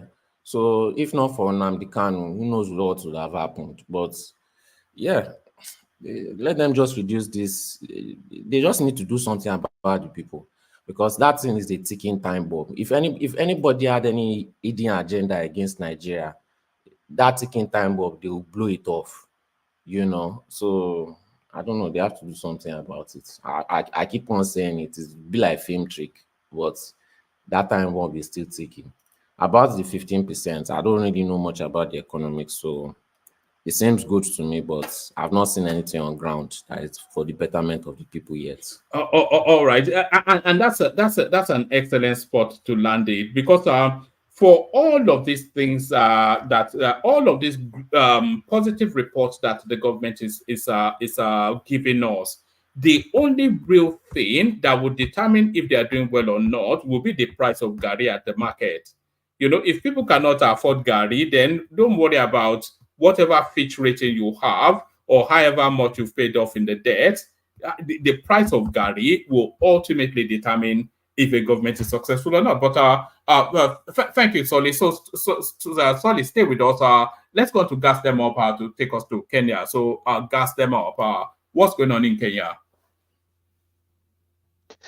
Well, I mean, from what I again, I'm not a Kenyan, but from what I see, the Kenyan people stood up and they aggressively demanded for this new bill not to be passed, and I think Ruto realized he didn't have the backing. He still has to face home, no matter what his colonial masters tell him. He still has to live in that country unless he's ready to run away. So it seems for now that he has, capitulated to the demands of his people. But we'll see how long that lasts. Yes, that capitulation, did it catch you off guard? No, the Kenyan people, especially the Kikuyu people, I told you guys the other day, or was it yesterday, they have a Mau Mau spirit. They have a Mogiki spirit. They when they go and talk to their elders, particularly the Kikuyu, when they start their trouble, even the British ran away. So when they start their trouble, I don't know if the Kenyan state is ready for the trouble that they'll bring. All right. And how are you looking at the Kenyan situation vis-a-vis the goings on in Nigeria? Some similarities there. Cost of living crisis, a government looking to recalibrate the country, stringent hard measures, all leading to protestation. So Is this a harbinger of what is to come in Nigeria? Listen, I told you guys yesterday, Nigerians deserve everything they experience. You know, because they largely side with exploitation. So, who knows? Maybe. Look, listen. For example, let me give you the example of what I mean. That Nigerians deserve what they get. You had so-called end SARS. That was the protest. They wanted to end SARS. You didn't see any of these people say, "Let's end, corruption. Let's end stealing." They were only crying about ending SARS. Why? Because they said, "Oh, the SARS police are brutalizing our youth," and whatever was happening. But yeah, go ahead. No, but the end SARS thing transmuted into end bad governance, because they agitated for end SARS and the government acquiesced, but then they came out with a whole raft of other demands, like end bad governance. No, one man, it wasn't, because remember, Showore told them clearly that this is bigger than just SARS, and it was chased out of the crowd. If you remember, he said they should make it bigger than just the SARS. I remember. And they embarrassed him on because he was doing a Facebook live feed. He was chased out for trying to attempt what Gassama was talking about. So they did not expand that protest beyond. Listen, the people who did this end SARS protest, the so-called organizers, these people were all. Look, Nigeria. I don't want to get too deep with you, because if I do, you guys will say conspiracy. Nigeria is compromised. I love Femi Kuti song, Oyibo don't kill Africa finish. It's true. Oyibo has destroyed Nigeria. These protesters that were in so-called NSAS, all of them were getting their backing from liberal leftists in the US and, Europe, particularly the New York Times faction. Sorry, where are you getting that from? Okay. Like I said, I don't want to go too deep. But the point is, if you look at the organizers of the NSARS, where they were getting their funding, right? Because they state that like I said, go and look at the people. Because when I speak on this stuff, you guys get upset and say I'm saying conspiracy. I'll give you, you know what? Let me not even touch NSARS. I'll give you a better example. This one you can verify. WikiLeaks has already leaked it. This is a better example. Very quickly. When the Nigerian Civil War ended and Murtala was in charge of Nigeria, the president of the United States, Gerald Ford, sent Murtala a message that why is he not supporting United States effort, I believe, in Congo at the time? And why is Nigeria taking sides with the Russian faction? They sent him this letter, indirectly threatening him. Now, Murtala released that letter to the New York Times. You guys can type in Gerald Ford, Murtala, New York Times. You'll see the letter. This is an indirect threat to Murtala. Not too long after that. You're talking about Angola, not Congo.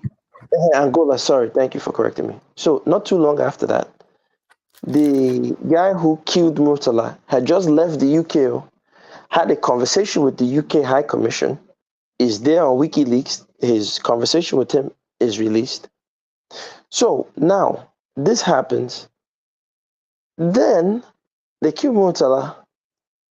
Not too long ago, you guys can Google Gerald Ford Obasanjo. You see that picture where Obasanjo is wearing his Yoruba regalia and he's standing like he's one proud man. He capitulated. He acquiesced to everything that the United States gave them. So my point is this, is that Nigeria is a compromised nation. So I hope that it can be like what you're seeing in Kenya. But me, I don't have any belief. Nigerians, like I'm wicked, and that's everything we get, we deserve, because we're not a serious people. We only want to end SARS. We don't want to end, a bad government. No, we don't want that to end. It's just SARS. So my point is this: the people who were organizing No. I think you are still misreading it. I think end SARS was just a metaphor. you know, SARS was just a symbolism of bad governance, which is really what that protest was about.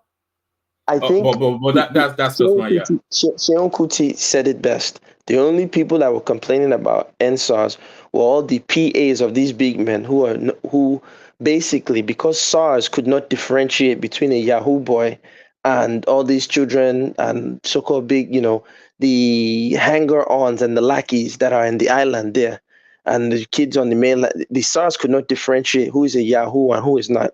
So they were just meting out abuse across the board. But my thing is this: the only reason why that particular group organized, and this is largely an elitist organization, the well-to-do. That's why I said, if you look at their backers, who was financing these NSARS people, the reason why they protested is because it was affecting them. When Nigerians were hungry, starving, crying, they never protested. They didn't give a damn. It's only until the SARS excess started to affect them in their little enclaves in the island, in their estates in Abuja and all these other places, and in but that's the nature of it, though. That doesn't necessarily then the people that can access the sort of protestations of NSARS, they're the or lower upper middle class sort of young professional Nigerians, and those are the ones that can really organize that sort of space. And if NSAS impacts them, then of course, then they will react. If SARS that's what I'm trying to say. I agree with you. But I don't get the conspiracy you're building into it. That's just my conspiracy is very simple. Those groups of people that you just said are the most. Let me be nice. There's nothing that I can say positive about them. And we were taught, if you don't have anything nice to say, don't say anything at all. There's nothing positive to say about those groups of Nigerians. The group you just described, young professionals, young upwardly mobile international land. They will sell themselves out. They will sell themselves for an access to power. They don't have any vision. There's nothing good to say about them.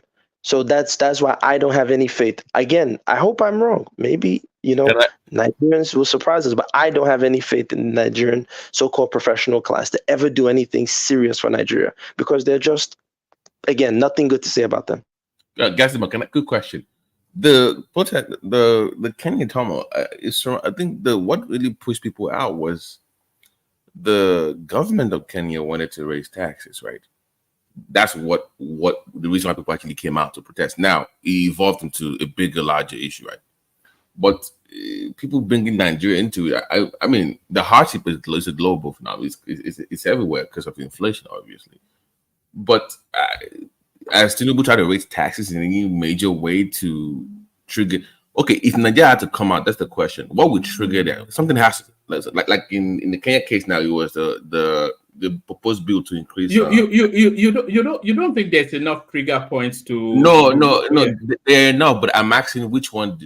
Something will trigger that, right? Then the question is, what would trigger that in Nigeria? Because in Kenya, I'll answer that with a very simple response. If the citizens of the United States or the United Kingdom were living in the conditions that the average Nigerian, not the estate Nigerian, not the Lagos Banana Island Nigerian, not the Abuja Nigerian, the average Nigerian is living in, there would be upheaval in their society.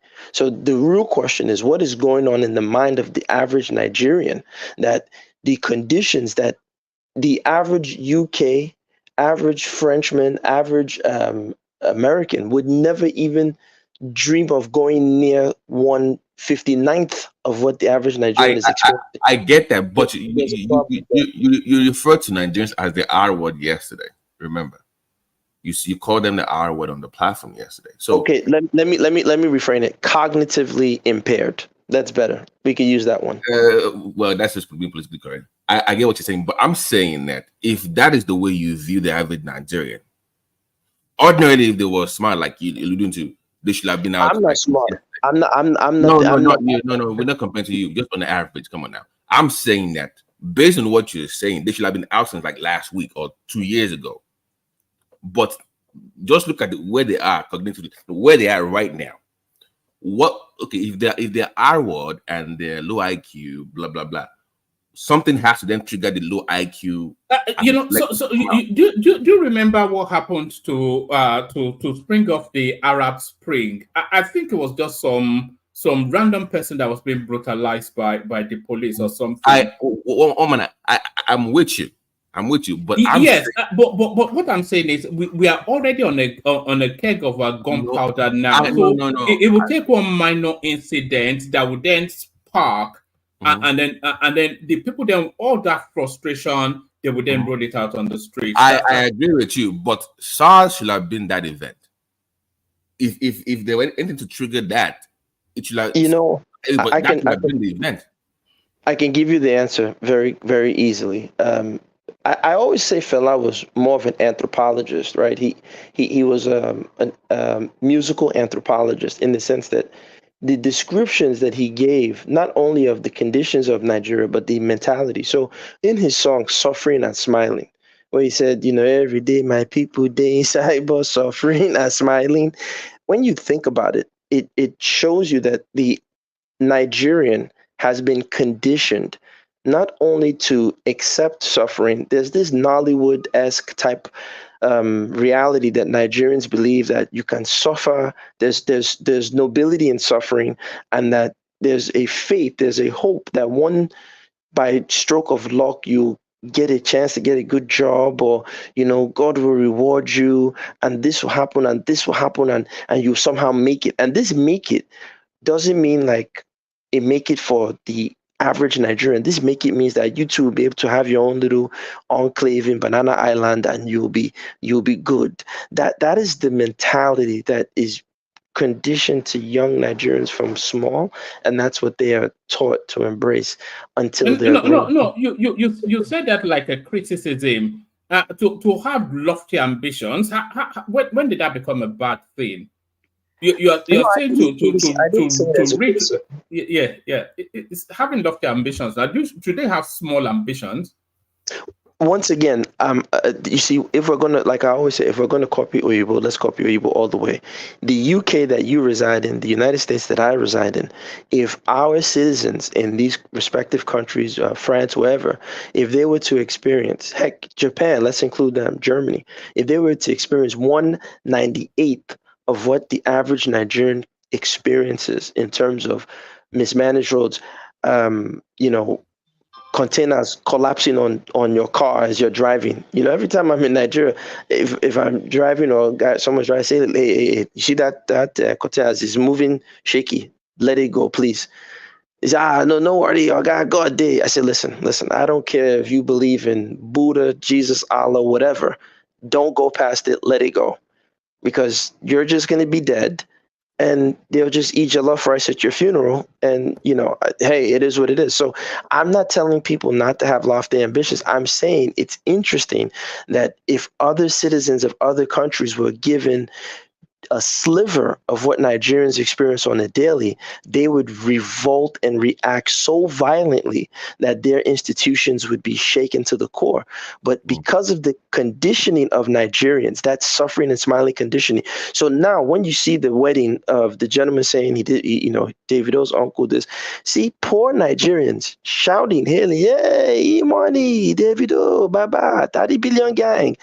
These are the ones exploiting you, oppressing you, and they're happy because, as I said, it's a cult of suffering that's just mixed in the mentality of how you raise young Nigerians to think that it's okay. There's nobility in suffering, yet none of the elites are suffering.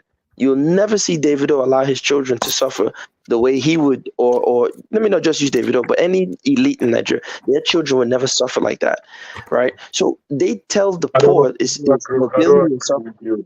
It's everywhere in the world. Thank you. I was just about to say that. Trump, Biden, Trudeau, Macron, you see their supporters expressing gratitude, expressing happiness, joy. You also see the opposition being angry and frustrated. Please don't make this a Nigerian problem. That is where we are always wrong. Can I just land? Then you will pick it up. That is where we're always wrong. We try to make human situation in Nigeria, putting it in a Nigerian context. It is not true. Maybe you do not have enough exposure. That's the way you're sounding to me. I might be wrong. But this is a world. Yeah, no, that's the way you're sounding to me. But that's why I said I might be wrong. This is a human nature. You have leaders and you have followers. You have elites. Hold on. You have elites and you have mediocres. So this world, unfortunately, has been segregated into different patterns or different classes or different grades or different behaviors. So when you begin to see things through the lens of a Nigerian, that is why I would repeat again, it probably means you are not exposed. No, I think hold on. Let me land. You will correct me. Don't worry. From his main No, hold on. Let me just. I'm almost done. Emeka, it may have a point, but yeah, land it. I think I may agree. Let me land it. No, that's why I'm not calling him out. That no, but let me just land the point. Then he can correct me, and I will listen because I listen to some of what he's saying. Well, and I think we do it a lot. So it shows, because if one is exposed to the ways of the French, the ways of the British, the ways of the Americans, or the Aussies, or Canadians, and likewise Kenyans, Ethiopians, Nigerians, Ghanaians, you will see that commonalities, you will see that similarities amongst us. Yes, there may be a little difference, but there's that human nature that you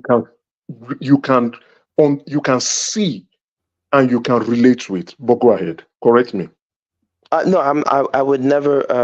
As one man will tell you, I'm amongst the low IQ village Africans, so I'm in no condition to or position to correct you. Let me just insert this. Sorry, got them up.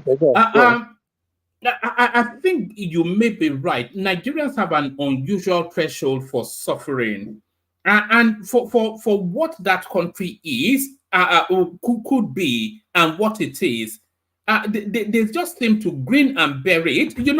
There was a time we were showing pictures on this platform of a yam now being cut into fork-sized pieces and sold in the market.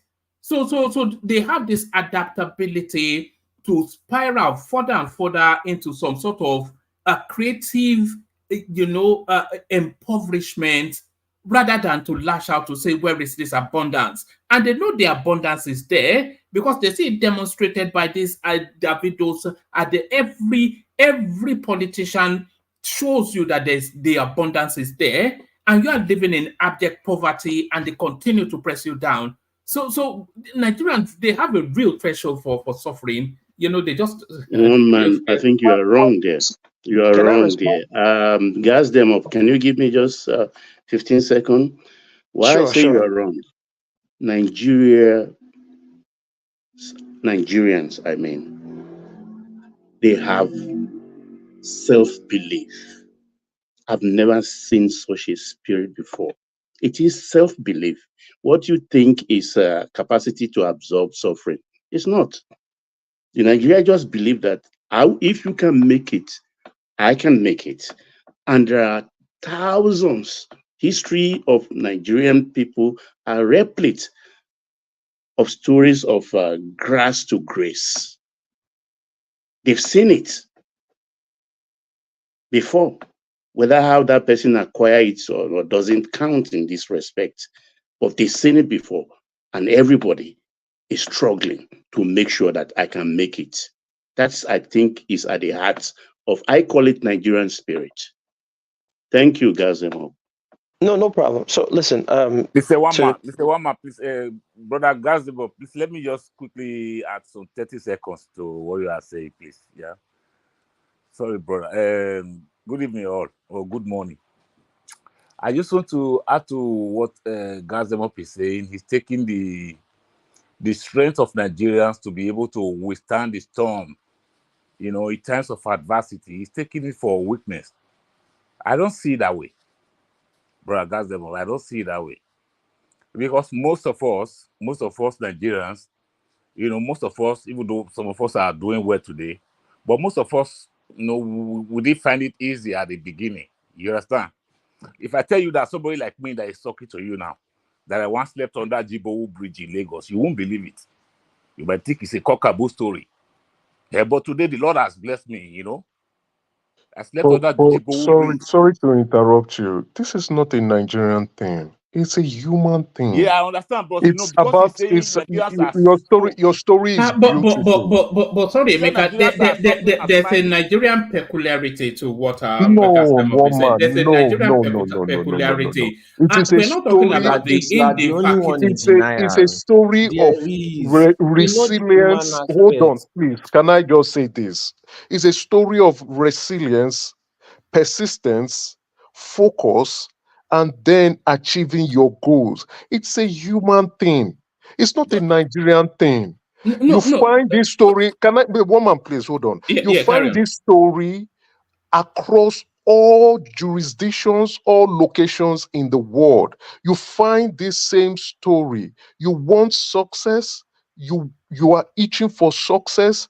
Maybe you're from the grassroots or you're from the ghetto, you want success and you want it so bad.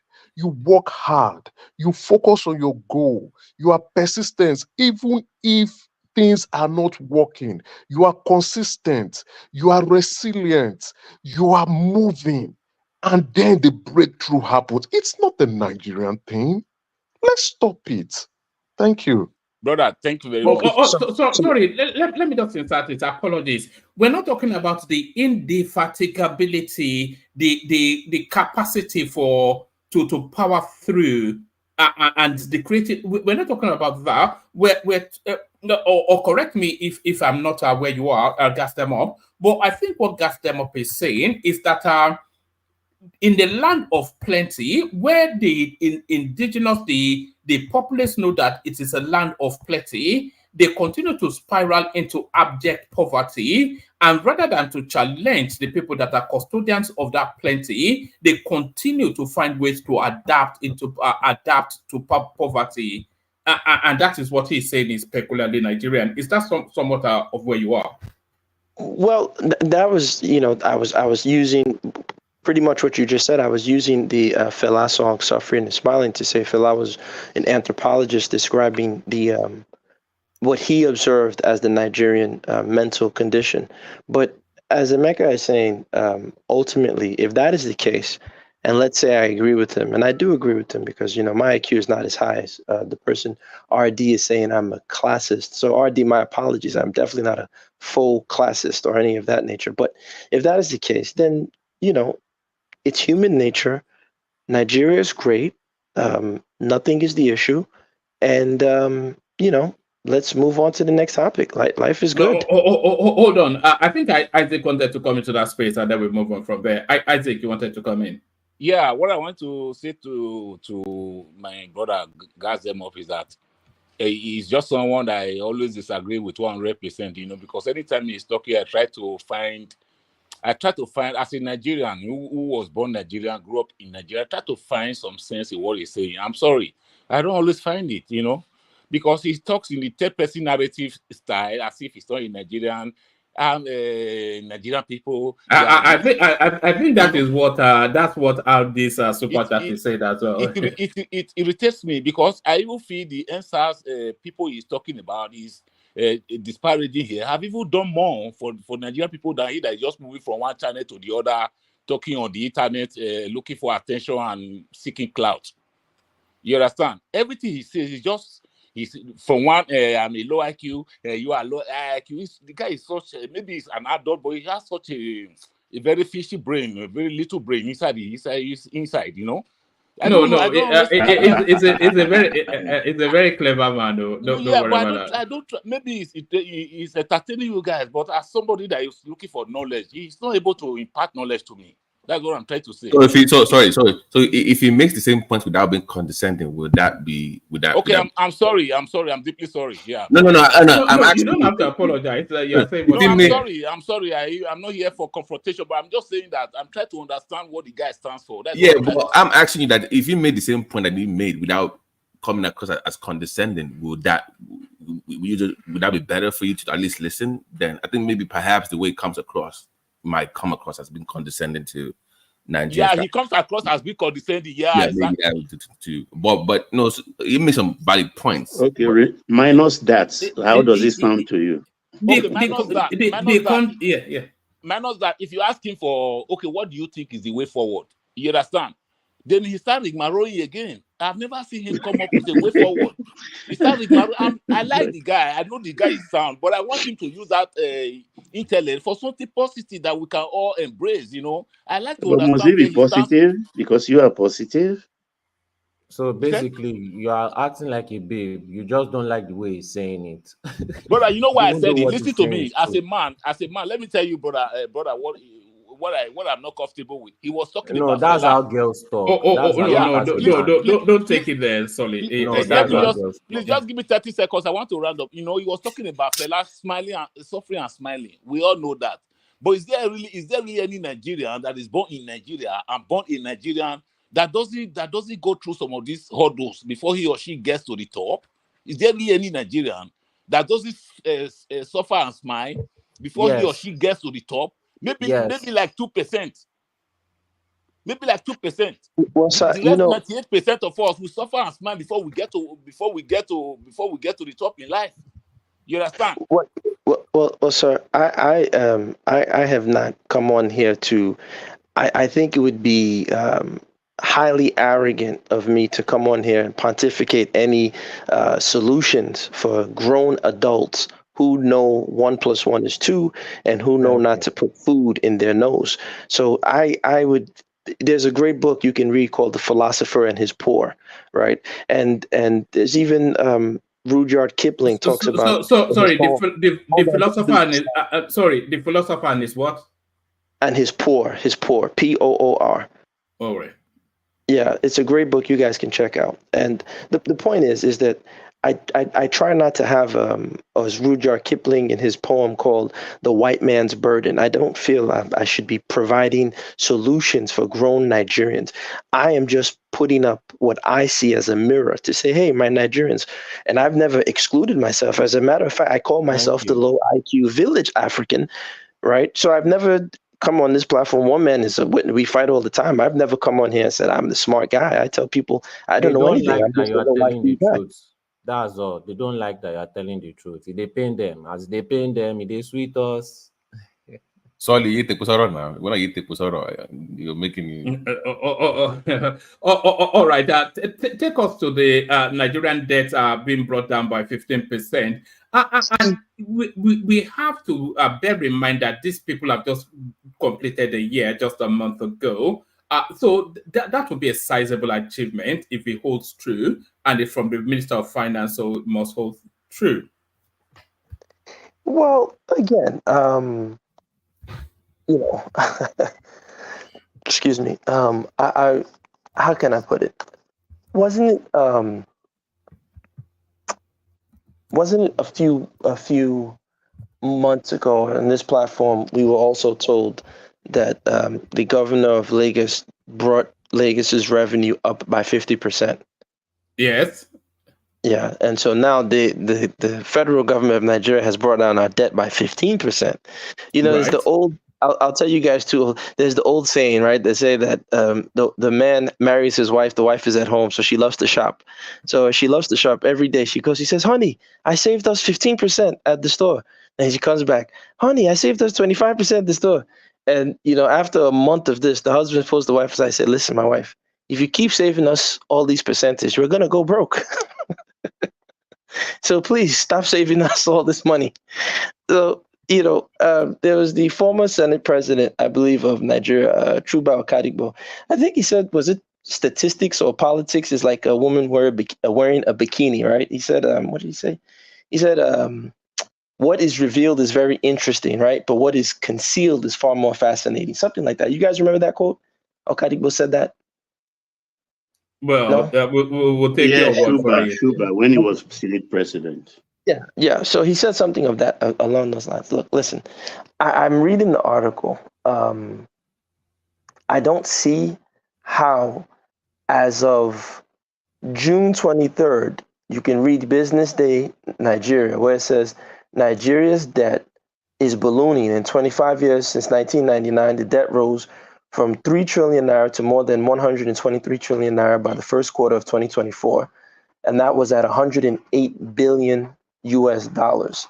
I don't know how, as of, again, June 23rd, Business Day Nigeria wrote this article. So that was 3 days ago.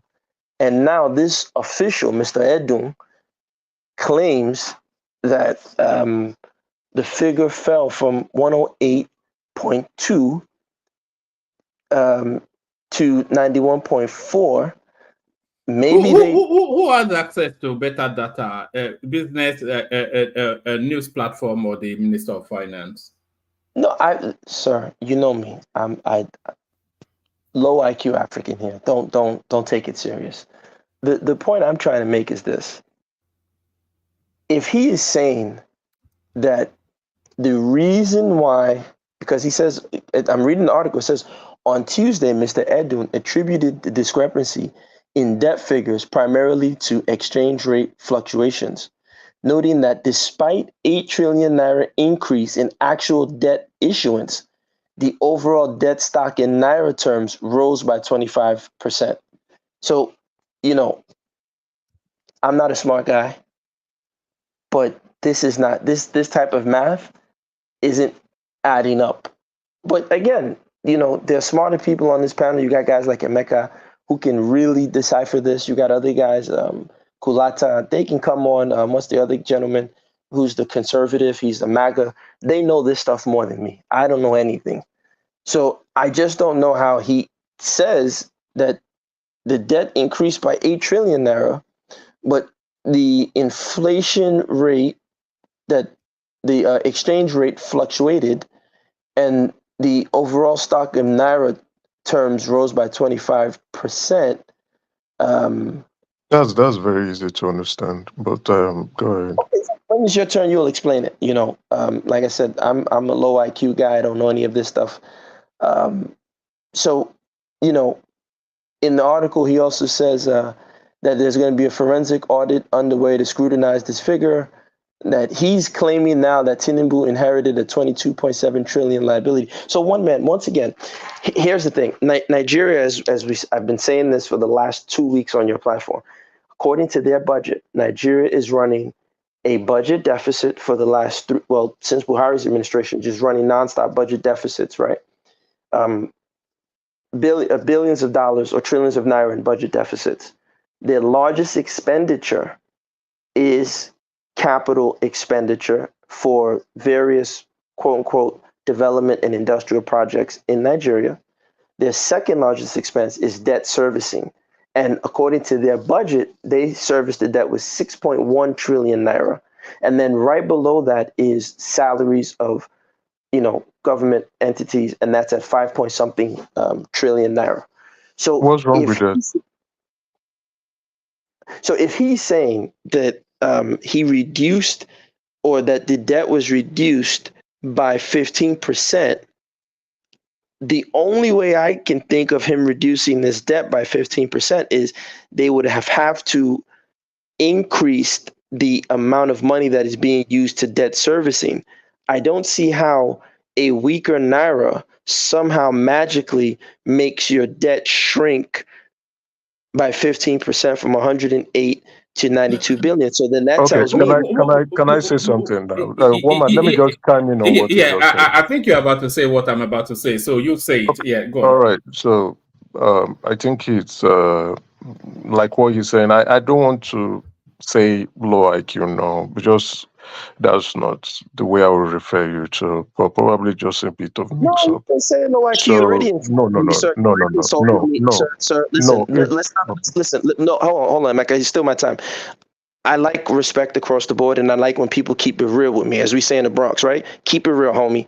You didn't have any respect for me when you first started. You didn't regard me, so keep the same energy. You ain't got to keep it phony for nobody. Keep that same energy. Keep the disrespect. I won't disrespect you back, but don't pretend and be nice. Keep it real. That's how you feel about me. Just keep it the same way. No, I'm not trying to patronize you. They know me on the platform. If you say something stupid, I'll tell you say something stupid. Okay? And if you say something that is a mix up, I'll say, okay, it's a bit of a mix up. So I'm not saying I'm referring to you as someone with low IQ. No, I'm just saying you mix things up. So, okay, now with debt. Okay. Now, part of debt, right? When you borrow, you pay, there's a principal component, there's an interest component, right? The interest component is what you pay for taking funds from providers of debt capital. Okay, that is their profit, and that is a cost to you. That is a finance cost to you. Okay, now, so for some debt, you could either pay a reducing balance. That can be in the debt covenant. Reducing balance means as you're paying your lump sum as agreed, you're paying both a portion of the principal and a portion of the interest payment. For some other debt, which would also be in the covenant or in the loan agreement, they will say only pay the interest on this debt, and at maturity, pay the principal, right? Okay, that's just to give you different ways that debt is being structured, and it's which was stated in the loan agreement. Now, when the finance minister says the debt has reduced, right? It may, and not so. If you're looking at it, then Nigeria's debt is not just only one lump sum or one group, right? There is multilateral debt, there is bilateral debt. When I mean by bilateral debt, these are debts that you borrow from a specific country. Multilateral debt are debt you borrow from groups like the IMF and World Bank. Okay, so you now also have domestic debt in it, right? And that domestic debt could be promissory notes, could be treasury bills, could be short-term finance that you might borrow from residents of Nigerians, right? It's even 55% of the whole sum. Okay, I don't know Domestic I debt. didn't read the news, so but I mainly when it's been you know if it's your field. So you didn't read it, but you're an expert on the particular article. But go ahead, I'm listening, sir. No, it's my field, so I don't need to listen But you to don't the know my finance field, but you assume you don't know my field either. But go ahead, sir. I'm still No, listening. it's well, you could tell us if it's you could tell us. I'm a low IQ African, as you already established. Go ahead, sir. I'm listening. So if it's your field, you will understand better. Not like I'm calling you low IQ, but if it's your field, you will know what I'm saying. But I never said I think I was talking to Baba. All right, take us to the point, Emeka, Okay, and then we go to the Baba. point is the government has paid down some of the loan stock. Either I don't know who they would have paid to. That will be in part of the details, and it's easy to get if you go to the debt management or DMO's website. All you need to look at is the balance at a particular period for one quarter, and you look at the balance in the next period. You'll be able to tell which of the component has gone down and who did they pay to. It might be the Chinese. It might be. If you don't mind World me Bank. interjecting, if Go you don't ahead. mind me interjecting quickly, one man, and this is why we have to read the article, because you guys always try to hold me to something. No problem. But in the article, and I'm reading the same article you're reading, the finance minister never stated that he paid off the debt. As a matter of fact, in the article, he actually acknowledges that there was an increase in the debt on two terms, right? And then he says the reduction in the debt was caused by an exchange rate fluctuation. It will not be a reduction. No. It will be an It didn't increment. say the reduction, the So increment I'm in the Increment. debt. So let me read it will not be a reduction. Emeka, wait. Now let me read the article.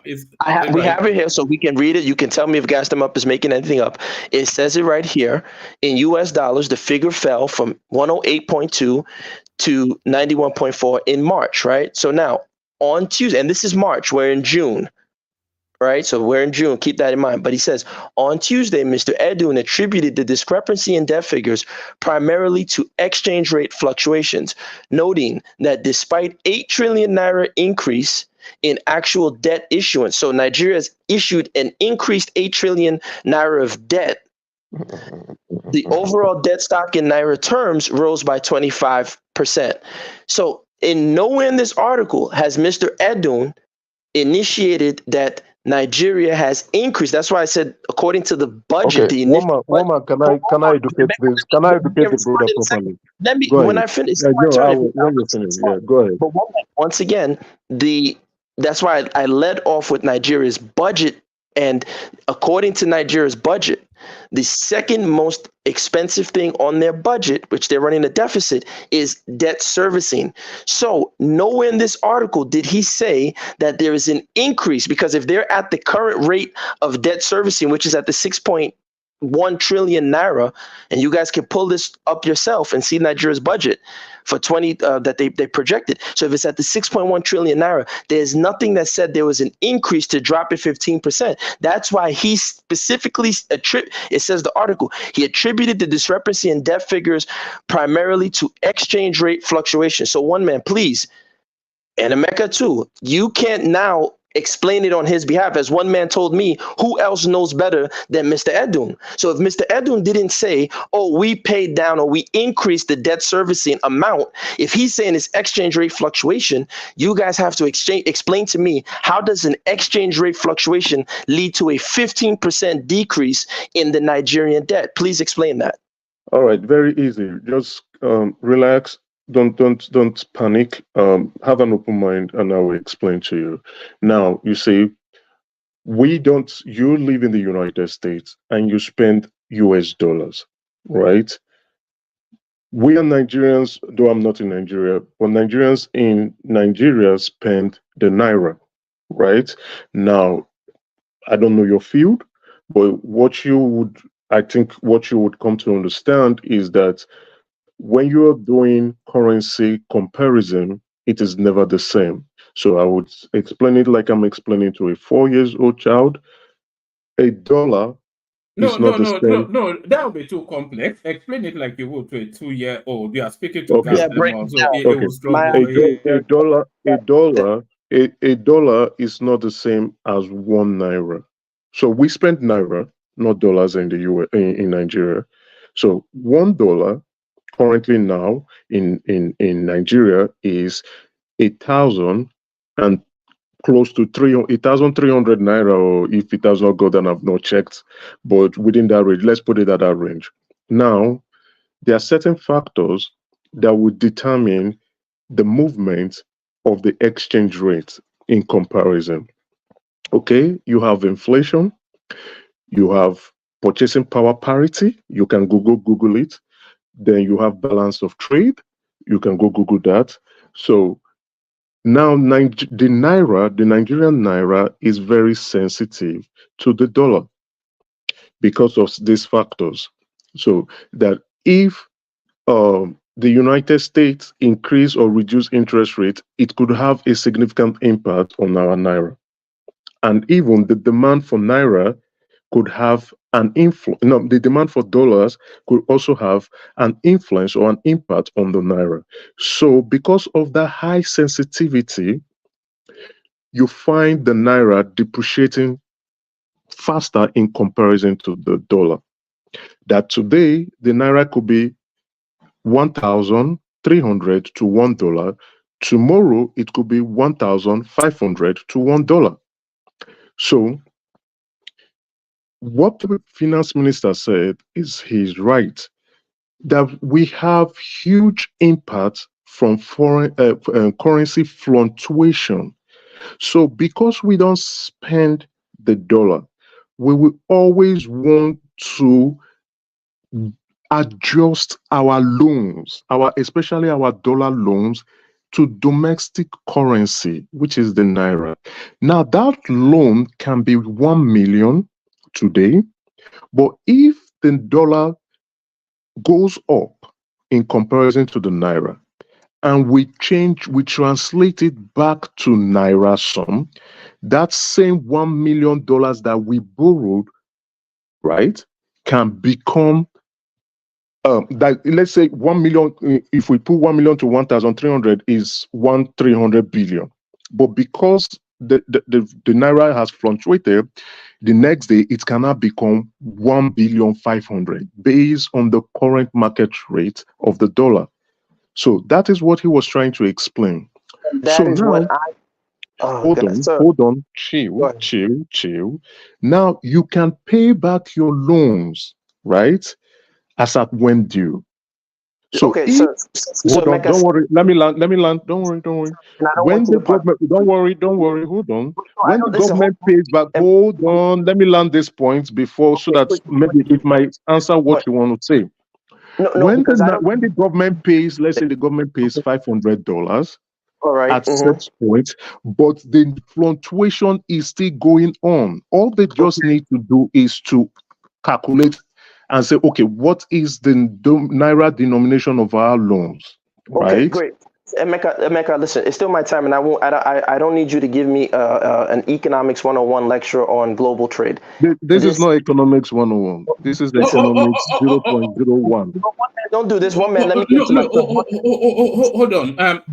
Partiality. Hold on, Gastemop. Bring it home in this phase, so we can go on to Baba, who is yeah. Well, I didn't get to talk about the gentleman who was talking about the North, right? The Northern politics. The initial video. We're not going to talk about the initial video with the gentleman from the North who was talking about a good luck Jonathan presidency. All right. Respond to Emeka. I'm not responding to Emeka. I'm not. All right. Yeah, I won't respond to Emeka. Here's my thing. Emeka's entire stuff makes no sense if you're following it. What is happening is very simple. If the naira, as they've so-called liberalized the naira, they've allowed it to follow free market forces. The naira has actually been decreasing in purchasing power or value as compared to the dollar. So if you borrowed $1 million 2 years ago, and you now have it in naira, and you need to pay back because the dollar is increased, your naira has lost value. So he has to explain specifically, and I'm talking about Mr. Edun, not Emeka. Emeka is Emeka, whatever. And Mr. Edun has to explain specifically how is it that a weaker naira somehow miraculously leads to a reduced value in the U.S. debt. So now perhaps maybe the naira strengthened on some days, and that's why I said it was March. So maybe the naira got stronger in March, and they were like, see, we got a little bit of strength, but the naira has been on a steady decline. It hasn't shot up at all. So he didn't say, once again, that Nigeria increased their debt servicing. So this is no different than Sanwo-Olu coming out and telling us, oh yeah, I increased Lagos's revenue by 50%. Okay, gas them up. You weren't listening. I told you to listen with an open mind. You didn't listen. What you said is what I said, but you wanted to hear your own voice. No, hold on. What you said is what I said extensively. I need you to respect my time. I need you to respect my time. No, you can. Okay, go ahead with your time. Go ahead with your time. Thank you. Go ahead with your time. Thank you. I appreciate that. Like I said, one man, these are the part of the tricks of the trade that the Nigerian elite. And so it's just reflective that I say that Nigerians are not a serious people.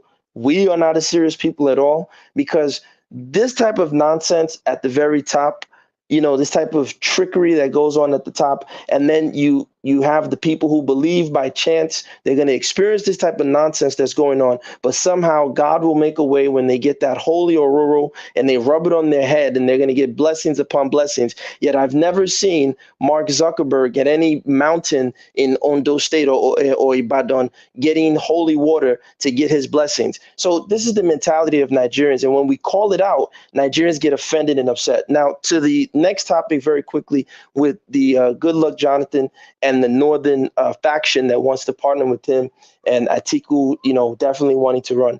I will say this. I agreed with the gentleman when he said that this is only going to benefit Tinubu, because realistically, all Tinubu is doing, he's just watering down who the North will support. See, I don't think they see the big picture. Tinubu is a very, very cunning and wise strategic Aries, right? He's a very smart guy. So the thing is that I think what he's realizing is, I'm going to let these people keep watering down their base, and I'm going to strengthen my base and strengthen my hold as the APC takes hold over politics in Nigeria from the center and starts to spread out. You can see you had a gentleman, River State was a PDP stronghold, but former governor is bossing buddies with Tinubu. So Tinubu's a master strategist. He's probably even more skillful than, I would say, Babangida, who we called Maradona at the time. No one, if Babangida is Maradona, then we need to give credit to where credit is due and start calling Tinubu Messi. His left foot, even though he tripped the other day, his left foot is untouchable. It's godly. This is how skilled Tinubu is. So I think Tinubu is going to win again. Nigeria is working. All of you are just lazy complainers. Country is fine. People are buying yams. Actually, one man, yesterday I was told that I was a liar, that a half bag of beans is not 80,000 naira. It is 80,000 naira. I called my vendor and my supplier in Mile 12 Market. Half bag of beans is now 80,000 naira. Dairy care of rice is ridiculous, but Nigeria is working. Our debt is down 15%. Hip, hip, hooray. Let's keep enjoying Nigeria. Yes, yes, yes. Let's make it happen. Thank you all. All right, brilliant, excellent. So, I don't know why you have a vendor in. Baba sir, please, I won't take time, right? Just respond to just 5 minutes. I'm done, and I'll move on. A lot of misinformation was just said briefly. I think I try to want to pay some slight respect to the gentleman who was speaking, but he's someone who doesn't listen.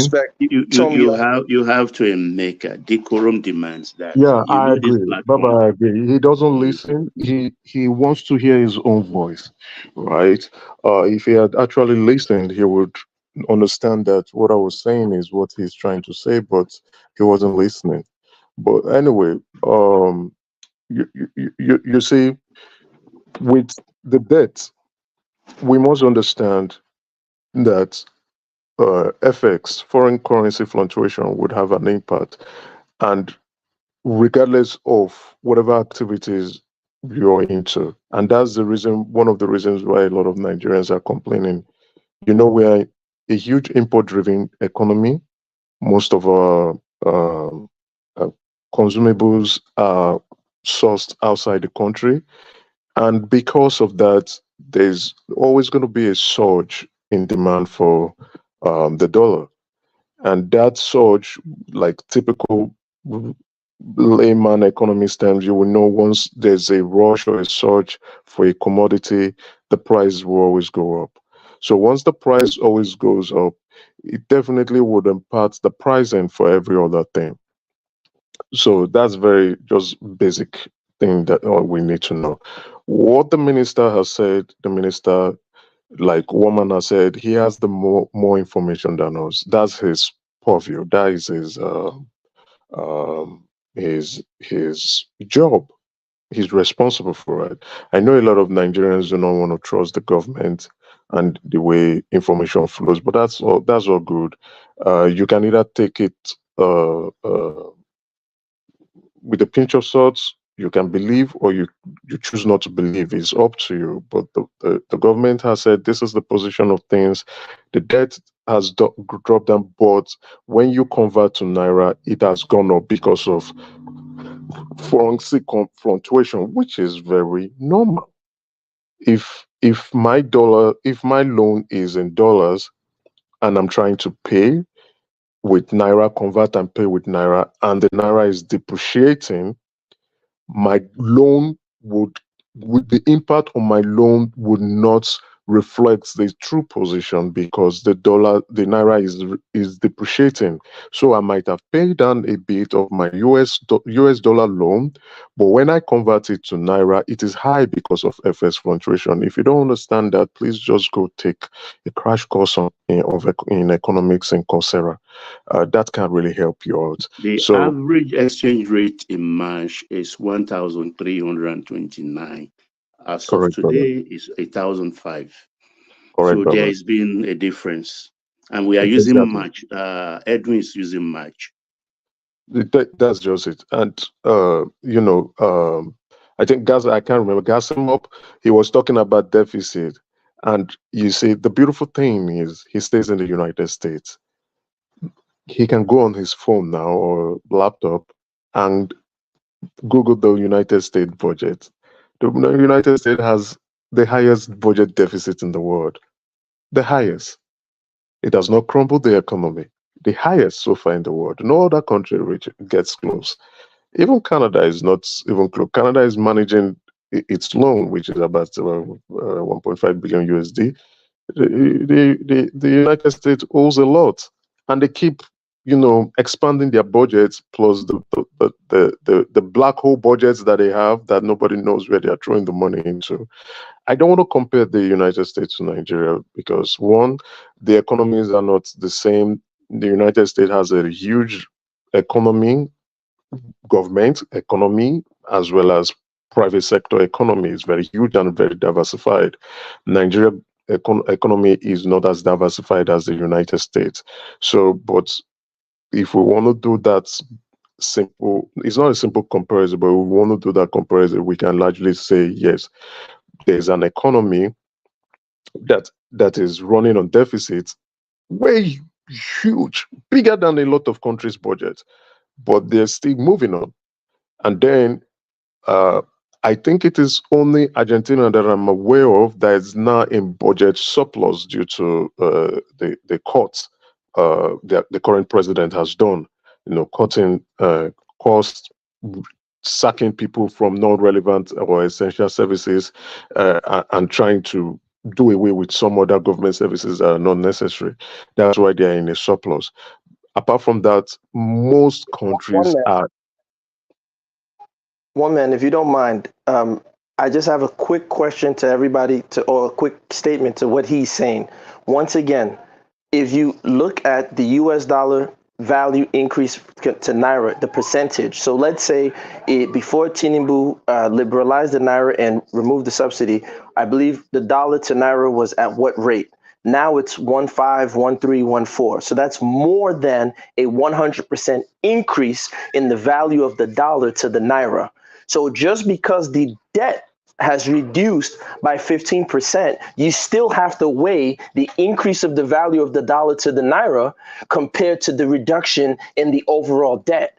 And this is the problem I have with Nigerians, right? So a Nigerian will tell you, like someone who will tell you, I increased Lagos GDP by 50%. He's not going to talk about the rate of inflation. You always have to factor in other rates. They're called externalities. So just because Mr. Edwin is telling us, oh yeah, well, we paid it off from 108 billion to now 92 billion. What he's not telling us is the full picture is that at the time of the debt, before the liberalization of the Naira policy, the value of the dollar has actually skyrocketed in value to the Naira. So your purchasing power. So Nigerians haven't seen any benefit. So they will hold on to guys, it's my time. It's my time. Can you stop? You're misinforming the public. Can you stop? The value of the dollar did not go up. Rather, the value of Naira depreciated. So stop misinforming the public. So If So $1, hold on. if, Is my time. if Respect my time. $1 was 100 Respect, and now it's guys. 700, Respect am I my not an time. increase? Respect my time and keep quiet. It's my time. Just keep quiet. Respect my time. No, So you trying to talk. I can't tell you to Watch keep your quiet. mouth, It's my homie. time. It's my time. Just All keep right. quiet. All right. Keep quiet. Hold up, please. Watch your mouth, homie, because you wouldn't talk to me like that in my face. Watch your mouth.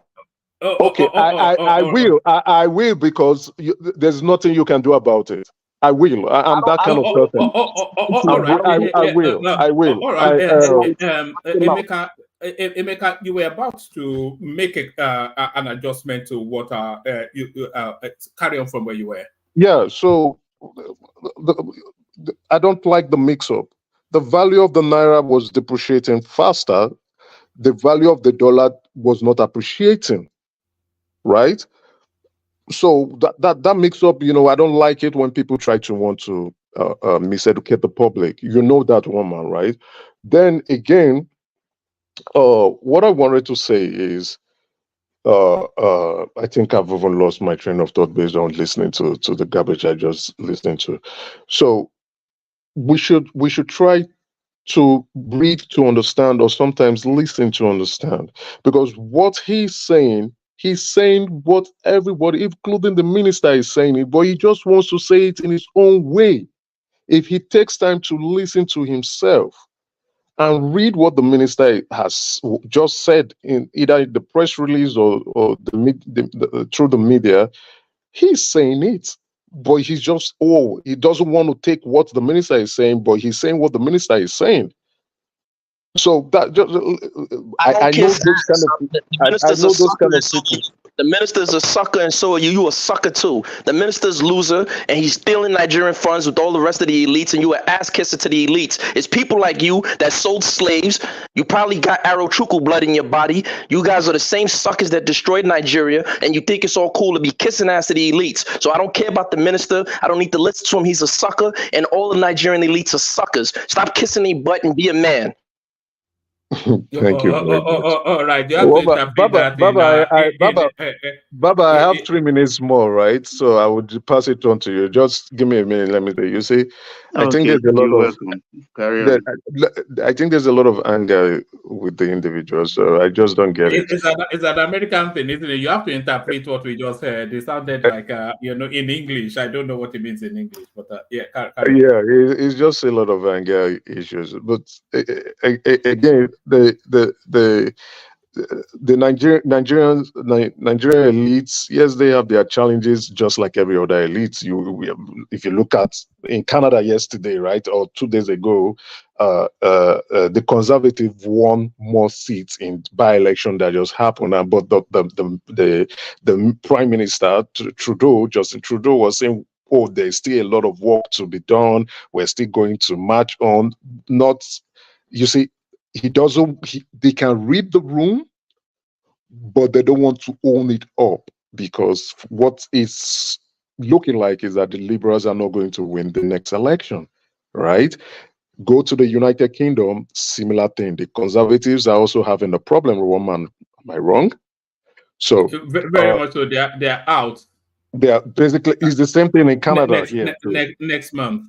Exactly. I think there's a debate agenda. I was hoping to watch that debate today, the Prime Minister's debate on BBC, but some events. I will try to see if I can do a catch up. Let me see, because I'll go and watch it after this as well, because I've had a full day. But apparently, Rishi Sunak is not very good at debating. Yeah. Even if he's gifted as an orator, he's done. I don't know why he's second. Okay, anyway, I think they wanted to kick him out. You know, it's more like a banker than it's a back office guy. It's not a front. It's not a prime minister, really. It's a finance minister. That's really his strength. The money, the money man. Yeah. Thank you, woman. So, Baba, please, I beg your pardon, sir. Why did I go through these examples? It's just to identify that, you say, politics and the elites are like beans and bread, right? Everywhere.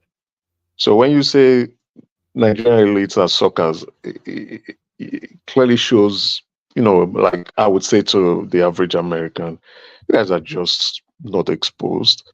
You as ignorant as they come, Your because country's ignorant. That's what you live the average American lives in a bubble, and they continue to live in that bubble. They and the don't want average to. Nigerian drinks bubble They disgusting don't. typhoid butter. That's why they got They don't cholera in want. it. They don't want to get out of that paradigm and understand the world. Right? They think the world revolves around them, which is not true. If they could get out of a couple of the cream of the la cream of the top, right, who are exposed, well traveled, understands geopolitics, understands the nature of humans and how power dynamics are. They know. You can find it out with those who move on to become CIA intelligent officers or designated officers for different embassies in the world. They understand how You're a these CIA are. agent. You're All on right, MI6. He working for the So intelligence agency. woman, What's up? let me land this something and move on to Baba. I know Baba has been patient enough. So what I would say is, yes, Nigeria is having some challenges, and the president is with his team are trying to look at how to address those challenges.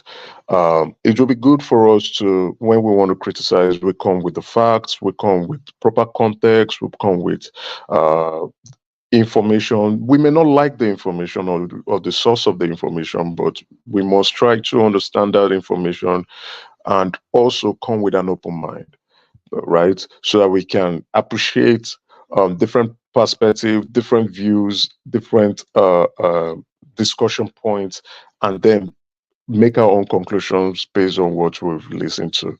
Why I do not want to try to disparage the American individual, but I would say he should get his ass off his head off his ass and try to do the work, get better understanding of Nigerian. I don't know if he's a Nigerian by birth or a Send me your Nigerian by Nigerian girls. I'll work on them all night. relationship. Send me your Nigerian women. I'll work on them all night. All right. So It's not that's idle what I show. would That's say. about. Thank you, Baba, for giving me a bit of your time. And woman, thank you very much. Have a good one. My pleasure. All right, thank you. Stay with us for as long as you can, make Baba, you're up next. I'm sure you're used to that language. You've been American yourself, but you know, a lot of it, we needed subtitles even for us to understand what's being said. But let me run you through the headlines. You know, I didn't actually do the readout on this, but is this good news or bad news? Is President Tinubu approves upgrade of Ibadan domestic airports to international status? So You know, I'm not going to take that. I follow from beginning. So let me be one man. Thank you. All right. Okay. Carry on. I salute you, one man, for your patience and having the strength to cope with a lot of things here. Co-panelists, I salute you now. Comment section. I will not do without following you guys. More grace to your elbow. And our esteemed listeners, you know, the 1 hour or so we've started, you know, the thoughts are contending, the ideas are flowering, and you must be enjoying it. So why not click the like button right now if you've forgotten to do so, and please share and subscribe as soon as you can. Thank you. Yes, woman, this debt issue, I think we are not, because I read things in details. Look, what Edu was saying, if you follow that headline, it's in dollar terms. In dollar terms. I think he was just speaking, browsing through the economy without going in depth, actually. But like Emeka said, he used March value as the threshold there, you understand, as a benchmark. And as of March, averagely it was 1,329. So that is what they've used. And don't forget, we make one mistake, and Nigerians, I don't know why we do that. when it suits us, we take the low bar, and without recognizing the facts. I heard you even also said pre-Tinubu dollar was 450 or 425. That's what I hear everybody saying, and that's not true, because that's not what was up to. How many people got it at 425 or 450? It was about 650 in the open market. That's what 90% also. I said 650. I didn't say 450, sir. No, I'm not referring to you. It's a general speak here. Actually, I'm just talking because I've been listening. I listen a lot to things we say on this platform.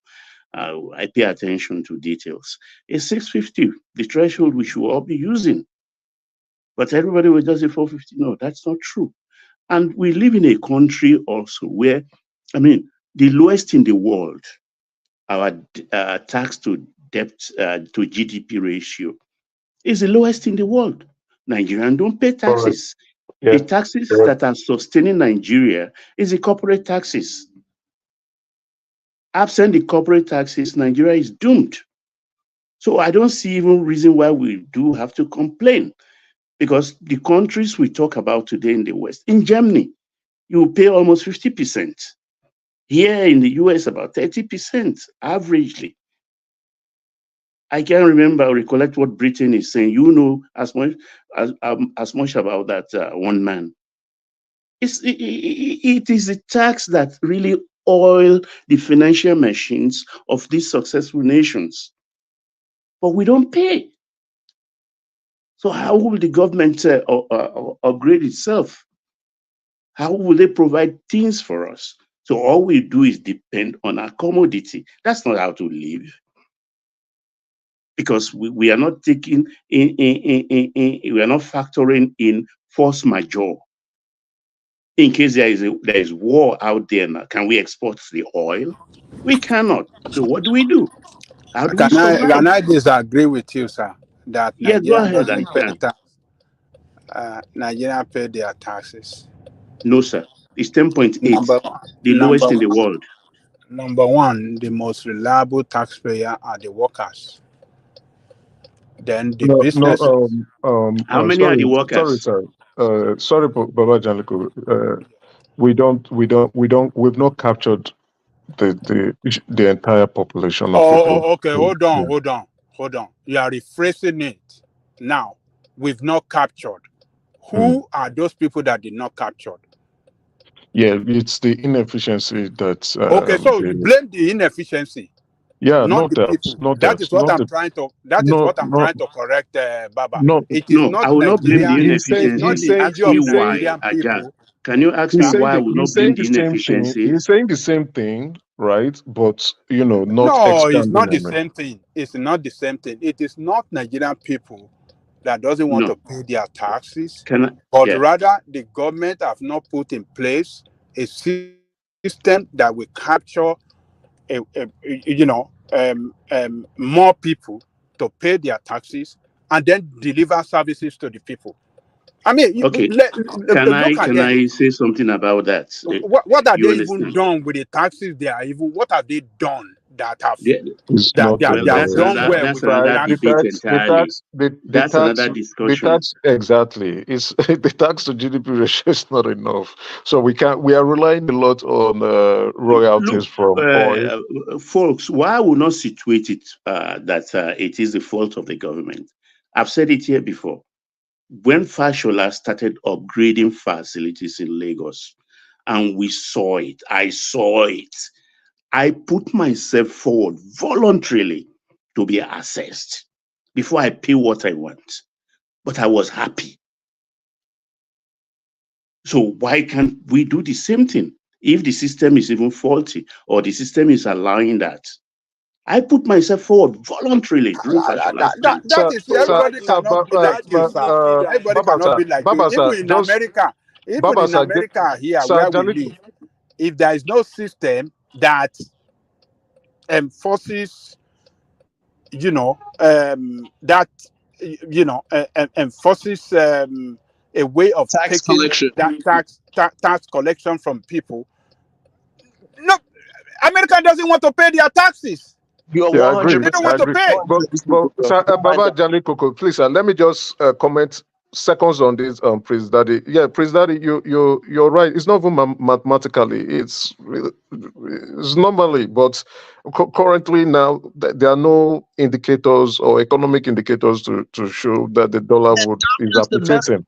The dollar is one of the best performing currencies in the world right now. The interest. What are you talking about? Oh The Jesus! dollar Can this has guy increased just in keep quiet, value. please? No, Can he you keep be quiet? quiet because you think you're one of these Please. intellectual Nigerians that knows nothing. You just read and kiss ass of elites. The dollar has increased in value. Go and check the dollar versus the yen, the dollar versus the yuan, the dollar versus other basket of currencies. The dollar has Oh increased. Lord! One man, please. Can you please? One man, just Baba and Ajaliko, sir. Please, just seconds, and I'll keep my mouth shut. Praise Daddy. Yes, but if you follow economic news properly, which I do, you see that the interest rate in the US is pretty much high. It's been held for quite a while to that point. Those are the factors that would drive whether the value of the dollar would either go up. Then you have inflation in the US, which is up. So that's another indicator that will show. So currently, at the moment, those indicators are not looking positive to in the US. So it does not show or imply that the value of the dollar, as a matter of fact, will increase in intrinsic value. Then again, you saw So the latest your news. assessment, You saw the latest news. Hold on, please. Let me land. I will keep quiet, please. Let me land so I don't lose my thoughts. I don't lose my thoughts now. Pato, please. Pato, please. Hold on now. Pato, please. Let's just say the wrong thing. Pato. Say the wrong thing. Lord. Please. So, you have the Saudi who is now saying, "Oh, we will no longer want to take dollars anymore for as a means of exchange. We will want to open up and sell in other currencies." That news alone has a negative impact on the dollar. So, combining all these factors, this economic news and indicators, you will see that the dollar value has not appreciated. But when you compare it to other currencies, it can appreciate in the sense that those currencies are depreciating, not that the value of the dollar is appreciating. The So the yen, forex market disagrees with you totally. If what you're saying is true, then the forex Baba, market please, is Baba, go ahead. Okay, thank you, Gazem. Calm down a little bit. Thanks. So, as I was saying, you understand, our economy is not in any form of danger, as far as I'm concerned, as we keep on servicing our debt as at when due. Because even by the parameters of the Bretton Woods Institute today, our debt to GDP ratio is still one of the lowest at, I think, at 38%. The advisory from the Bretton Woods is, I think, 70 or 71%. So it is what we put this debt to, this borrowed money to, that really matters as far as I'm concerned. And by Standard & Poor and Fitch rating, I think we are B minus, and the other one says we are B. Sorry, Patrick, let me mute you for a moment. Background noise. Yeah. We are B minus, and we are also B, both the feature and the distance. So there's similarity in the ratings. So we are not in any danger. Nigeria has capacity to exaggerate, to flesh things up, to sex it up a little bit, and we count it as fun. But I don't like it, particularly when we are discussing brass tack. You understand? I want us to be, our outlook to be very, very deep. You understand? We take the deep dive, but like when we're talking about the economy, because it's not an easy subject for anyone to understand. Well, I think we are in no danger as far as we meet up our debt obligation. And about 55% of this debt, don't forget, is domestic. We owe it to internal sources. It's just about 40% or thereabout that is international. And why I'm saying we are safe is that what you owe domestically to contractors, road contractors, and stuff like that, if you cannot pay, you can convert it into bonds. They can buy bonds, aggregate the rates, and they will make more profit out of it. And it's those not like businesses taking. will collapse now. Look at the way you are talking Listen, now. I say if No, what push you have comes just to shove, that you have not addressed the fact that the economy is under stress. You say, oh, I because we are say able we are to not service. in danger No, of the wait now. economy You said because we collapsing. are able to service our debts, so our economy is Yes, not in danger. As if that's yes. the only thing economies are meant to do. As if that's the only thing economies are meant to do. Oh, to service your debt. Once you can service your debt, your economy is not in danger. That doesn't make economic arguments. That's It not the only does. thing. It does. It does. Economy. When you are a bad Baba, debtor, nobody wants to touch you with a I foot agree with you. pole. I agree with you, Baba. It does. It's very important. No, he's If you talking don't as if service that's your the only debts, thing if you don't economics do. service, That if once you, you're able it's to not the service your only debt, thing. If No, you don't meet you are up Patrick, your not. debt Patrick, obligation, You it's who wants have not. to any touch you? problem. Who It's wants And to it's then not. deal with also, you? no wait, Patrick, now more so these debts are owned to domestic people. So even if you can't pay, you convert to bonds. Those no. businesses have All I plans say if around their. push comes to shove, Wait listen now, to me. those businesses Listen to have me plans around their properly. cash flow. They have business If around their cash if flow. push comes to The shove, that's original what I said about intention, that. the original Don't intention put is not words to into buy my mouth. bonds. The Baba, original you're right. intention is not to buy bonds. Baba, you're right. Baba is right. If you can't pay Okay, your look, debt, next year by the if time the economy start having problem, I It, hope it conscience will will allow not. you to. It will if you not. can't pay your debt, If you don't you change this would method, be, your you run into creditors will trouble. come for your head. Your creditors will come for your head. You can't pay your debt, then it means you are If you are bankrupt. paying your debt to your creditors, Now, hold on now, Pato. It means you are bankrupt and your creditors will come for your head. And then what do? Nobody can extend you any credit facility. Nobody will touch you, just like what Baba is saying. And you have to either one, refinance. And when you're refinancing, With you are paying conditionalities.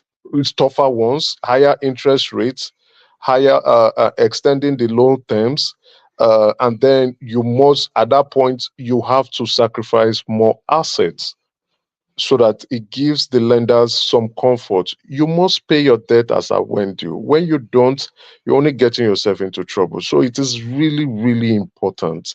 Yes, there are other important stuff that must be done, but paying your debt because you've gone to borrow. So what do you want to tell the sources of those who gave you those funds? They don't want to hear excuses. Pay your debt. I'm saying One that man, the next topic about the visitation, people going to pay homage to Buhari and Babangida and stuff like that. Well, I don't see anything to it. I call it silly season. It's a silly season out there because here we are in the year of our Lord 2024, talking already feverishly about 2027. I don't get it because there's a lot of grounds to cover. But if we are involving or indulging in the silly season too, so let's talk about it. The JONAATHAN thing, pairing of KWANKWASO. I mean, if that is what we talk, they are projecting out there, I don't think it's a non-starter. That kite is not going to fly. Why would that cat not fly? This is the reason. It shows clearly that then that pairing is about confronting Tinubu and trying to push him out. It's marks of political suicide, even for the North. So why would they do that? To now give the thing to South when a Southwest man is there. And then that man, because he has only one term, he finishes, and then he goes back to the North. I don't think it's a kite that will fly. One, JONAATHAN will not even dare it. JONAATHAN will not dare. And I can see KWANKWASO pairing himself as VP under Jonathan. Woman, can you put up that stuff that I sent to you on your WhatsApp? Put it up. There are a lot of ignorant people on the comment section. Just put it up so that they can see. They want to teach me my job. Put it up, please. So they can read it for themselves, and it's from a reliable source. So some people who don't understand how world economics work and operate, probably they just get to listen to CNBC and some business day news.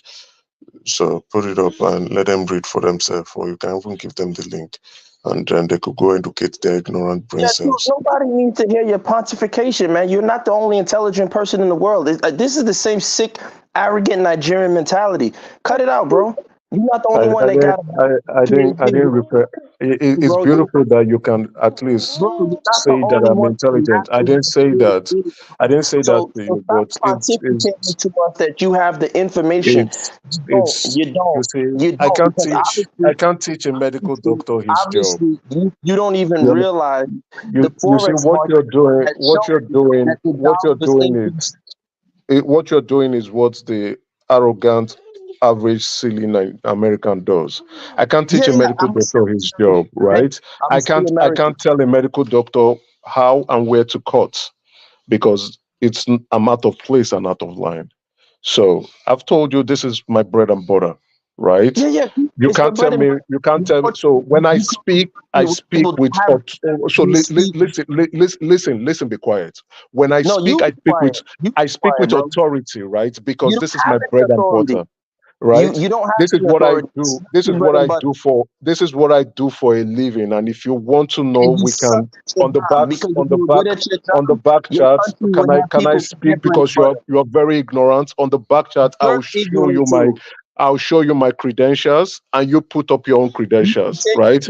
So the sun don't shine. At the end of the day.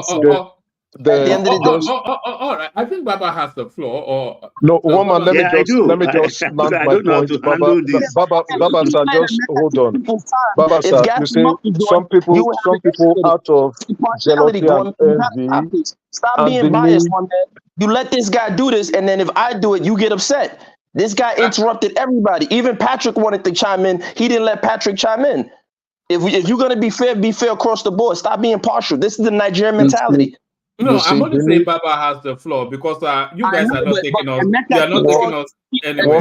Woman, you see, when someone wants to be, you guys just let me go on. I have a space. Baba, don't worry. I'm not upset. Baba, when someone wants to be right?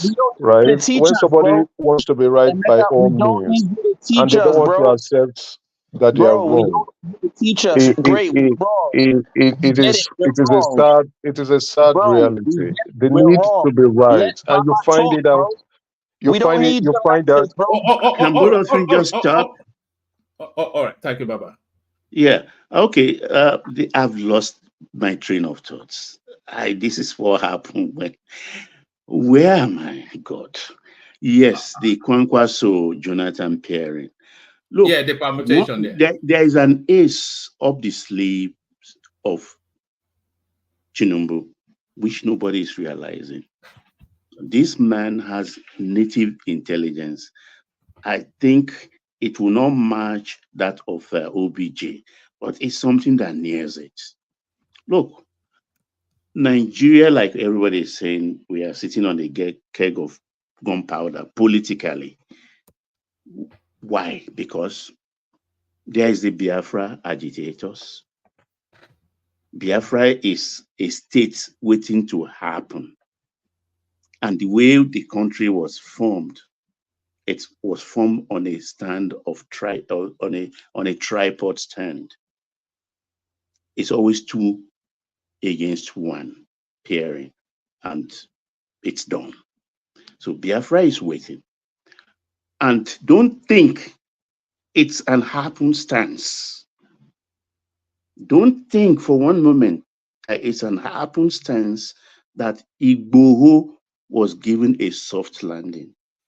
He even came home to bury his mother, did some rabble rousing for some days, and he went back to Germany. Don't think it's a happenstance, even if it looks dramatic, funny, if not stupid. The invasion of Osun State Secretariat by the Onitiri group, so-called group. To me, it's a pointer, or it's a kind of shadow maneuvering to tell the people up north there that there is a Yoruba nation also waiting to happen. So I don't think they are not getting the message.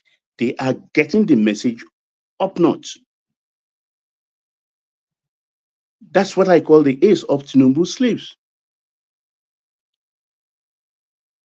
Because what they are doing right now, I don't even think is in the area of maybe him, Tinubu not finishing his 8-year term, the 2-term, rightfully is.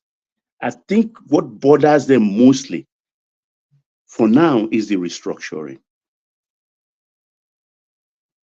Look at the deft movement of OBJ. You think he's gone to Tinubu's house to go and eat a salaram? No, he didn't go there to eat salaram.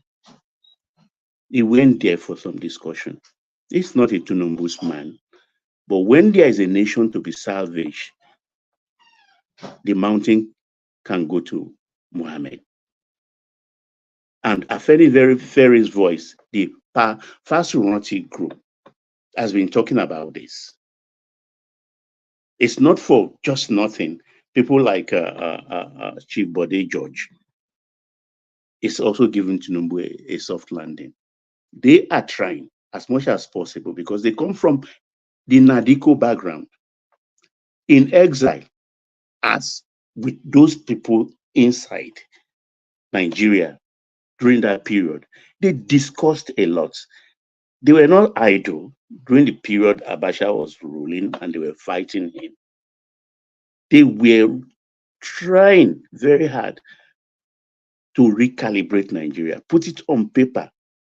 They had some element of an agreement as to the direction they would take this country to if they ever have the grab of power.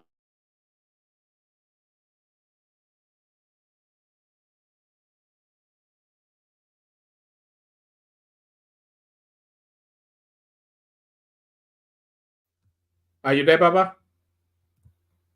Can anyone hear me? Hello? Yeah, Gary, woman, I can hear you. I think maybe his line cut off. He might have fell out. He'll probably come back in. Yeah, maybe Baba dropped.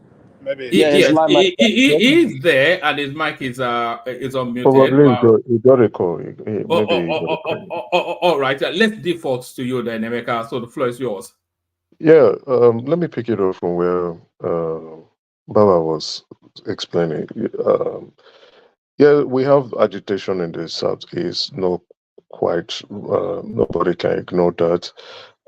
But again, I think Woman, I sent you something, and where we've discussed this on the platform that 3 Southeast governors are the ones responsible for why Nnamdi Kanu has not been released.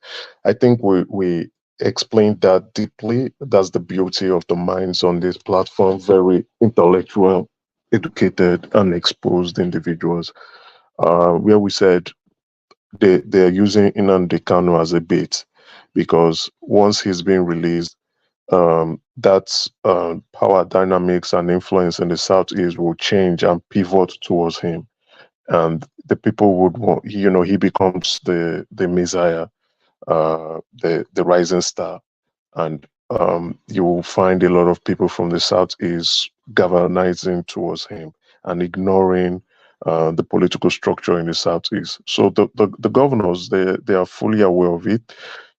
It's a huge risk to them and to their power structure.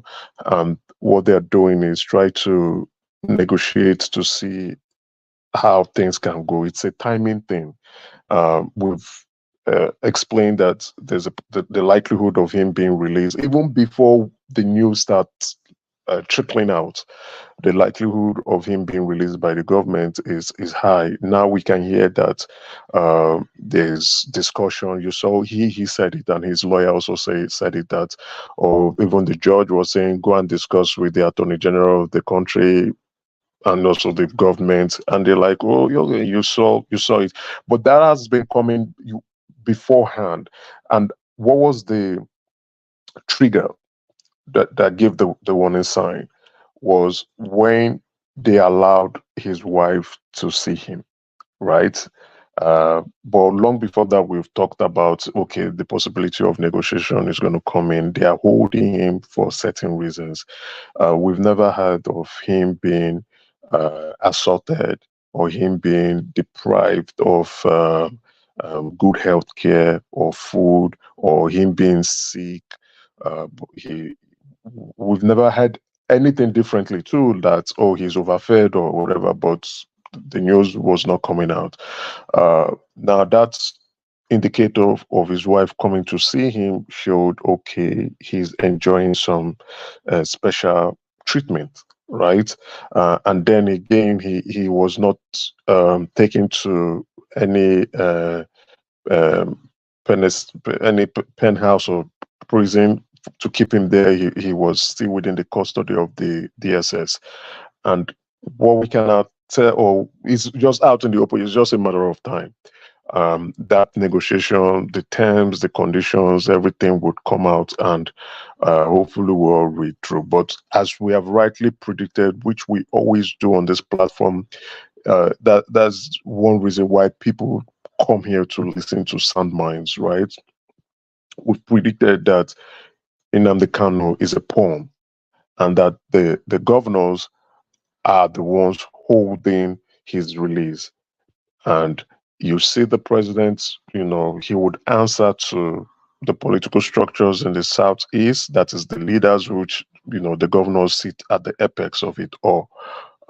And so when they think the time is right, the environment is okay, that's or probably the president is saying, okay, I need the Southeast votes.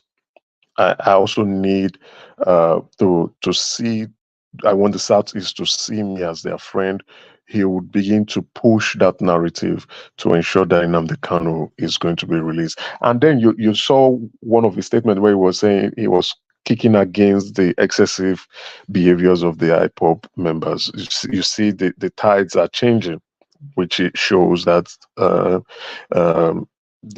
government is pushing him to do what they want him to do. So for the Southeast, I'm not really in that aspect. I'm not also bothered. Why do I say that? Yes, I'm from the Southeast, and like the last time, or like last week when I spoke, I said we don't play good politics, right? Because we are yet to understand the political climate, the political nature, and the political dynamics of the Nigeria entity. So whether we come to terms with that or not, the president would still continue his next 4 years, because what the Southeast has done, which it's saddening. Sorry, Mika. Keep it going amongst yourself for about 5 minutes. Carry on. Okay, what the Southeast has done, which is very sad, is that they have shown politically. Yeah, woman, I'm back. Yeah. Okay, I'll round up and give it to you. They have shown politically that they are irrelevant, because Buhari 2 times did not get the support of the Southeast, but he was president and he continued with his tenure. The current president now, in his first term, did not receive the support of the Southeast, and he still became the president. So it shows that anybody who intends to become president can completely ignore the Southeast and still ascend to that powerful office. So now the Southeast must come to the table, because as it's looking and as time is going, their irrelevance to the Nigerian politics continues to be exposed the more. So it's here they come to the table because Nigeria can do without them. So they must come to the table and begin to show that they have some value to the Nigerian entity. So if they don't do that, they're only putting themselves at the back burner. Nigeria will continue to move forward. They either play catch up or they stay behind. Then to conclude, yesterday Davido was trending everywhere in the world. His wedding was not talk of the town, not even talk of the country, not even talk of the continent, but talk of the world. You turn on your social media platforms, you just keep seeing the videos, the tweets, the parties and everything, right? You can't ignore it. It's all in your face. You can either be happy for him or you are jealous or you're sad, whichever you want to put. Where am I taking this to? He married an Igbo lady I believe she's from Anambra State. Now, because Imo of State, she's from Imo Imo. State, okay, yes, thank you for correcting me. Because of the insecurity in the Southeast, right? And they cannot guarantee the safety of participants, guests, and those who would be involved in the wedding ceremony. That wedding took place in Lagos, which is sad. Now you can see the caliber of people who attended that wedding. We have former President Obasanjo, we have the Uni of Ife, we have the royal fathers in Lagos State, we have governors. Sheyi Tinubu was there to represent his father. Exactly. So we had the presidency even there in the form of Sheyi Tinubu. We also have opposition party members, or their celebrities, those at the apex of businesses, those who at that was the elites, right? And if you are an elite and you are not there, either you are not in good terms with Davido or you need to work on your status to be among rubbish shoulders, right? The amount of funds to put up that wedding can transform any place. The funds, the economics of that, vendors, caterers, bakers, who else again? Ushers. If that wedding was done in the Southeast, like in Imo State where she's from, and which it should have been because that's our tradition and custom, the eyes would have been, or the eyes of the world would have been on Imo State, right?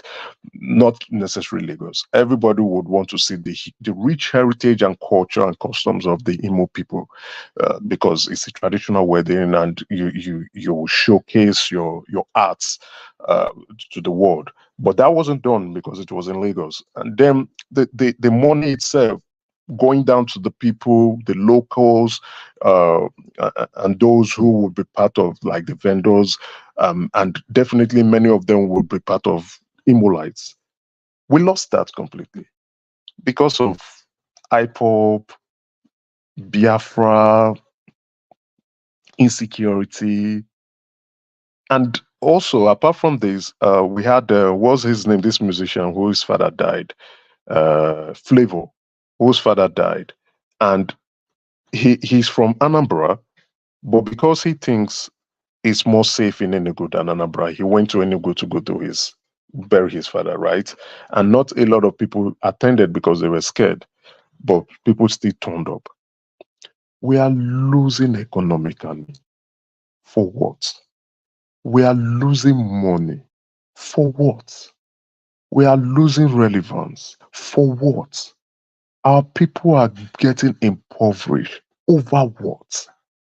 Why can't we sit down, organize ourselves, and behave ourselves?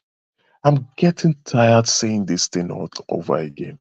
Then you hear, oh, Emeka, you are not Igbo enough. Emeka, you hate Igbo people. Emeka, you're this. Emeka, you're that. We claim to be industrious. We claim to understand trade, business, money. Yet, we do not see the economic cost or the opportunity forgone as a result of this silliness. This Monday sit at home, this fighting, this struggle for I don't just understand, and massive immigration of young Igbo people leaving the southeast to go find greener pastures in other climes of the country, either in Abuja, Port Harcourt, or Lagos, or they want to take it an extra notch. They just leave the country entirely. What are we doing? What are we really doing? You now hear Man of Prestige. Sorry, I'm calling him Man of Prestige coming out here to say things, or you hear who else again? Was his name coming out to say? And you wonder, in what world, in what dimension do these people live in? What matters the most is the economics, your welfare, your standard of living, and it translates to naira and kobo. If it doesn't make sense. Baba, over to you, sir. Yeah, thank you, Emeka. And sorry, folks. Heavy storm is gathering here, a lot of wind. So I think my lights blink, and that affected my files. But it's restored now. So thank God for technology. Where am I? Okay, I was saying, I mean, there is no doubt about that. So the North, they are G3. They want restructure, but on their own terms and how they want it. So we are fighting for the heart and soul of Nigeria, as it were presently. So 2027 is not what is even at stake right now, because restructure we must. Under what format, I don't know. Some people talk about regionalism, the other people are talking about spacing the presidency. People are coming up with a lot of stuff. So let's wait and see how that's going to pan out. Yeah, one man, next topic, please. Or do I go with the Ohaneze? This I think Ohaneze says wants us to continue. You can go ahead. Ohaneze says three Southeast governors working against Nnamdi Kanu's release. Well, I've said that over and over many times on the platform. That of course that is what is happening. I didn't mention about number of governors, but I said, look, the North, the people of the East, preponderance of them don't want Nnamdi Kanu out because they are not enjoying an absolute peace at the moment, but they are jittery at what they have witnessed in first and second coming of Nnamdi Kanu previously, in his previous incarnation in that area. So they are working for even all those pretenders. Don't believe those that are calling for his release. They are pretenders, most of them. Even the young people on this in the comment section talking about it, they don't want him because they know definitely the day Kanu is released, that Obi becomes toast. I agree. Obi becomes toast. That is the reality. And they don't want that. Baba, I think that's what's going to happen, right? Towards the height of the 2027 election, probably around 2026, they are going to possibly release him, and it changed the narrative for Obi, and Obi's influence will greatly reduce. Also, there's someone that is saying that I am not mentioning the Southeast governor. Well, of course, I am. They are our leaders. All of us, including myself, right? We are not being honest with what's happening in our place. You see, sorry, Baba, sorry to cut you short, sir. No, no problem. When I went to the southeast, right? You know, I went to Nigeria, enjoyed a great time in Abuja and Lagos, and I went to the southeast, flew to Imo, then to my village, and I was like, what is going on here? If it's not the military that is telling you to put your hands up and trying to humiliate you, right? It is the poverty ravishing the southeast. When I mean ravishing, like hot sun, and then you just across the Niger, you now see other economies progressing, and I will say it here clearly. I grew up in Lagos, so I would say I'm a Lagos boy too. Uh, I'm jealous of the progress of Lagos. Terribly jealous. Terribly jealous. You know, while I'm happy, right, because Lagos is our own place that we can shine uh, and be proud of, right? Uh, it's still in the southwest. The southwest, we lay more claims to it than every other Nigerian. You see, the place is it's not there yet, but it is transforming itself. You know, the leaders, uh, the engine rooms, they understand where they want to go to. They are putting in efforts, trying to turn things around, and you can see. You look at Lagos. Yes, there might be some bad news, but there's some positive news, and that positive news has economic value. I'm jealous. Then you see news in the southeast, you're like, what is going on? The southeast cannot compare with Lagos. I agree, but take a cue for what is happening. Stop the nonsense, get organized, and move. Move, do something. Do something. Not you go here and you like, what is going on? This is like a dead zone. What's happening? Now we saw Abia State, they put on light, everybody's dancing, nightlife, happy in 2024. Right? Nightlife in 2024. Like we just came out from darkness or what? Right? I'll probably say economic darkness. So I'm really jealous of Lagos, and I'm happy too for Lagos because it shows that things can be done and we can borrow a leaf. So that's why last week I said this P2B stuff, let's put it behind. He tried, for the very first time, but he messed it up. We need a new set of Igbo leaders. And someone was saying, oh, if I go to APC, trust me as an APC member, right? Uh, my eyes in contesting is really, really there. And when I see the opportunity, I'll grab it.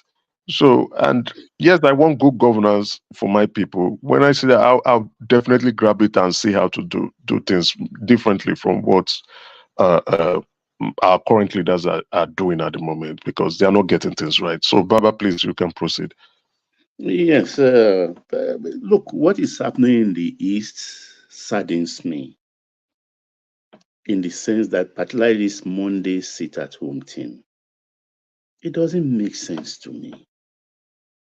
Honestly, it doesn't make sense to me. Why wouldn't people go out and do their work on what those who are enforcing it? What are they trying to prove? I don't even understand. They say it's criminality. Then what are the people? If it's criminality, what are the people, the leaders, the elders, the core Igbos? What are they doing to curb that excesses? Most of the governors who are paid lip services to this Monday thing. They are killing people every Monday. A young lady that just got married less than 10 days was killed last Monday. It saddens me because, I mean, what exactly is going on there? Because as it stands today, you understand, if Nnamdi Kanu is released, I don't think it will curb anything, the excesses. These people have tasted red meat. They've received a lot of monies from Samuel Ekpa. So with Nnamdi Kanu's presence, even who or what will become of Samuel Ekpa? Will he subjugate himself to Nnamdi Kanu, or he will do everything as standalone? I don't know. But here is the thing. I think I'm just being analytical here, like every person with a fertile mind. I think, like I said, Nnamdi Kanu's issue is political, and the solution, of course, will be political. And if my analysis, which I've slept over, could be correct, Nnamdi Kanu will be persuaded. Persuaded, let me just leave it that, in inverted comma, to go back to the East and form a political party. Mark my word, he will be released to go to the East and form a political party. Yeah, I might want to agree with you, but at the same time, he may not, but he would be used to attack Obi. You know, that's what I'm saying, that they are not going to put the point. Those that are fighting Obi are not going to show their hands. Oh, they've not. Obi, you understand? Obi does so not. Nnamdi Yeah, I Kanu do. is an instrument in their hands. Yeah, Obi does not even know his enemies yet. You see how they are struggling for survival over the Labour Party, right? And how the Apapa group has now joined the Abure group. Can you imagine, right? After everything. And their view is to kick Obi out of the party. Then the LNC is trying to team up with Obi to see how they can try to push Abure out. Then I don't know if you saw what Obi said yesterday when they asked him who is the chairman of Labour Party. He said only INEC knows. I just laughed. I said that was strange. I mean, I found it strange. This man, when will you get this right? Now we are in 2024, right? Before they get themselves okay, it will be 2026, and that infighting has not been resolved yet. So Obi has not even seen his true enemies. His true enemies have not revealed themselves. They are still using their pawns to fight the battle. They are doing a proxy battle with Obi. So when the time comes, and I think what they are trying to do, they are measuring the influence temperature of Obi. If the influence is still strong, that is when they will deploy option 3, which is Nnamdi Kanu coming out. And you know what I've been predicting twice, and a lot of the Obedience don't like it. I said within the next 12 months, there will be 2 obedient groups. Yeah, I agree with you. I agree. Okay, it's already dividing gradually. It's already dividing. I agree with you, Baba. You carry on just for a minute. My daughter is at the door. So, no worries. So the Labour Party, and again, the funny thing there is, if Obi is pushed out of Labour Party, him going to another political party to start the movement all over again will be a huge cost and a huge blow. And it's looking more like it than him staying in the Labour Party, because you cannot move into a party where you have factions that don't really like you. What's going to happen is that faction will work against you. So the best advice I'm going to give to Obi at this point is leave the Labour Party now. Don't keep staying there. You will only be wasting time. And if you think you have reconciled the factions, maybe even remove Abure from being the chairman. Abure is not really his direct. Abure is not the enemy. Abure is a tool for the enemy, even the Apapa faction. So the view is they are trying to destroy his political ambition and reduce his influence. He must understand that. But my problem with Obi, I have 2 or 3 major problems with him. The first one is him being an Igbo man who ran, at some point was we thought he was going to do us proud. He did, got 6 million votes. That's something, 6 million. I predicted 3 million votes. He surpassed me by 100%, and I was like, "This is really good." But his conduct after the election really like got me, and that was where he started getting it wrong. I think the people who are around him, they are not. They are angry, frustrated Nigerians who want change, which is understandable. But the view there is they don't still understand the power dynamics of the country. So they were not giving him proper, sound, elite advice. Obi would have gone, shook the hands of the president, and that would make the president bring him close, right? He doesn't need political appointment, but he would have said, "Okay, Mr. President, this is what I want you to do for me or my people." And then you still keep quiet. Look at KWANKWASO, quiet. Look at Atiku. They only speak when it's necessary. That's what Obi would have done. But the people around him are not politically exposed. That's the first mistake Obi made. And maybe some are, but he's not listening. Like Okupe, you saw Okupe has bounced, and he started speaking to say Obi cannot do anything. Then You know what Okupe said there, Emeka, wasn't new. Weeks before that period, I had that same thing from Professor Oshutokun. This thing. I had the same thing first in an interview. So the whole thing is just unraveling. You understand? Oh, it's unraveling. They are really,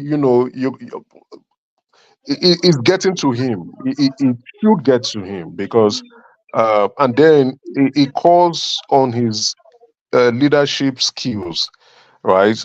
His inability to quickly address issues. That's not being called to the question. And now he can't even answer questions properly. So I feel for him because the people fighting him are still invisible. They've not even showed their full hands. And so have you wondered where Professor Tommy is right now?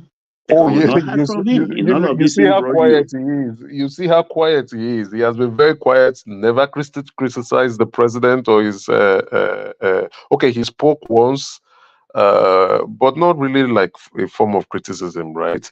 But very quiet. Then again, so the only thing he said from that, the last time we heard from him was that they are organizing a kind of a new political order to challenge Tinubu 2027. Exactly, but you see, Atiku wanted to bring Obi, but it didn't work because Obi didn't want to take the offer.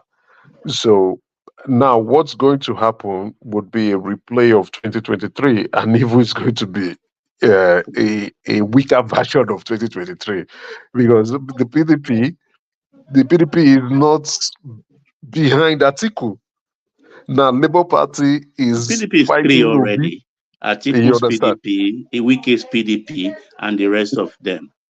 You can see you can technically see. So when people keep saying, "Oh, the president, if he does not deliver, he will not win," I just laugh. I laugh because who is the only person who has the charisma and the clout to challenge the president is Atiku, and Atiku lost in 2023. Now you now have an Atiku with less financial powers, less political structure coming in 2027. You saw that's another reason why he went to meet Buhari, and you know how Buhari is. He's just going to listen to you. Does he have even an opinion anymore? He will listen to you and he will do nothing. But he would do anything. He would tell you, go and sort yourself out. So then you now have a weaker article coming in 2027, and then Asiwaju, who is the incumbent president, right? He won you when he was not president. Now he's president. It's going to be When a all landslide. everything was stacked against him, he Exactly. won. It's going to be landslide. So, but Now if that I'm Atiku, yeah, I know. you see, So when people, the especially Obi the opinion followers, you group, understand, yeah, they bristle they and get don't, antsy once you mention this thing, but it's the truth. But they they don't want. don't. You They, see, it no, hurts them. It's like injection in their bomb. I don't know, but if you face reality, apart from that, right? It's also annoying for them to hear, because they're like, they want an utopia, but this world is not that. kingdom of It's not that. They heaven, want that's Ethiopia. you see, which if you listen to them, they have a point, but that's not the world, and they don't want to accept that the world is not like that. They want a situation whereby good always prevail, right? If you do the right thing, you should get the right results. Not when you do the wrong thing, you get the right results. But it's not like that in politics, right? The faster they come to that realization, the better it is For their peace of going to be mind. for them. Exactly. They'll be able to either sleep well or ignore the Nigeria political space for their sanity, or begin to devise a different strategy that can help. Not in 2027. No, it can't work in 2027. It's already late. But in a future election cycle, that was why I was proposing that new breed of Igbo leaders need to rise up now, right? Yes, 2027 is gone. 2031 is No, they gone. have the material in abundance, no doubt Oh, about we that. do. Well, no, In abundance. we do have sound, exposed, well spoken, highly educated, industrious Igbo leaders, both female and male. We have it in abundance, right?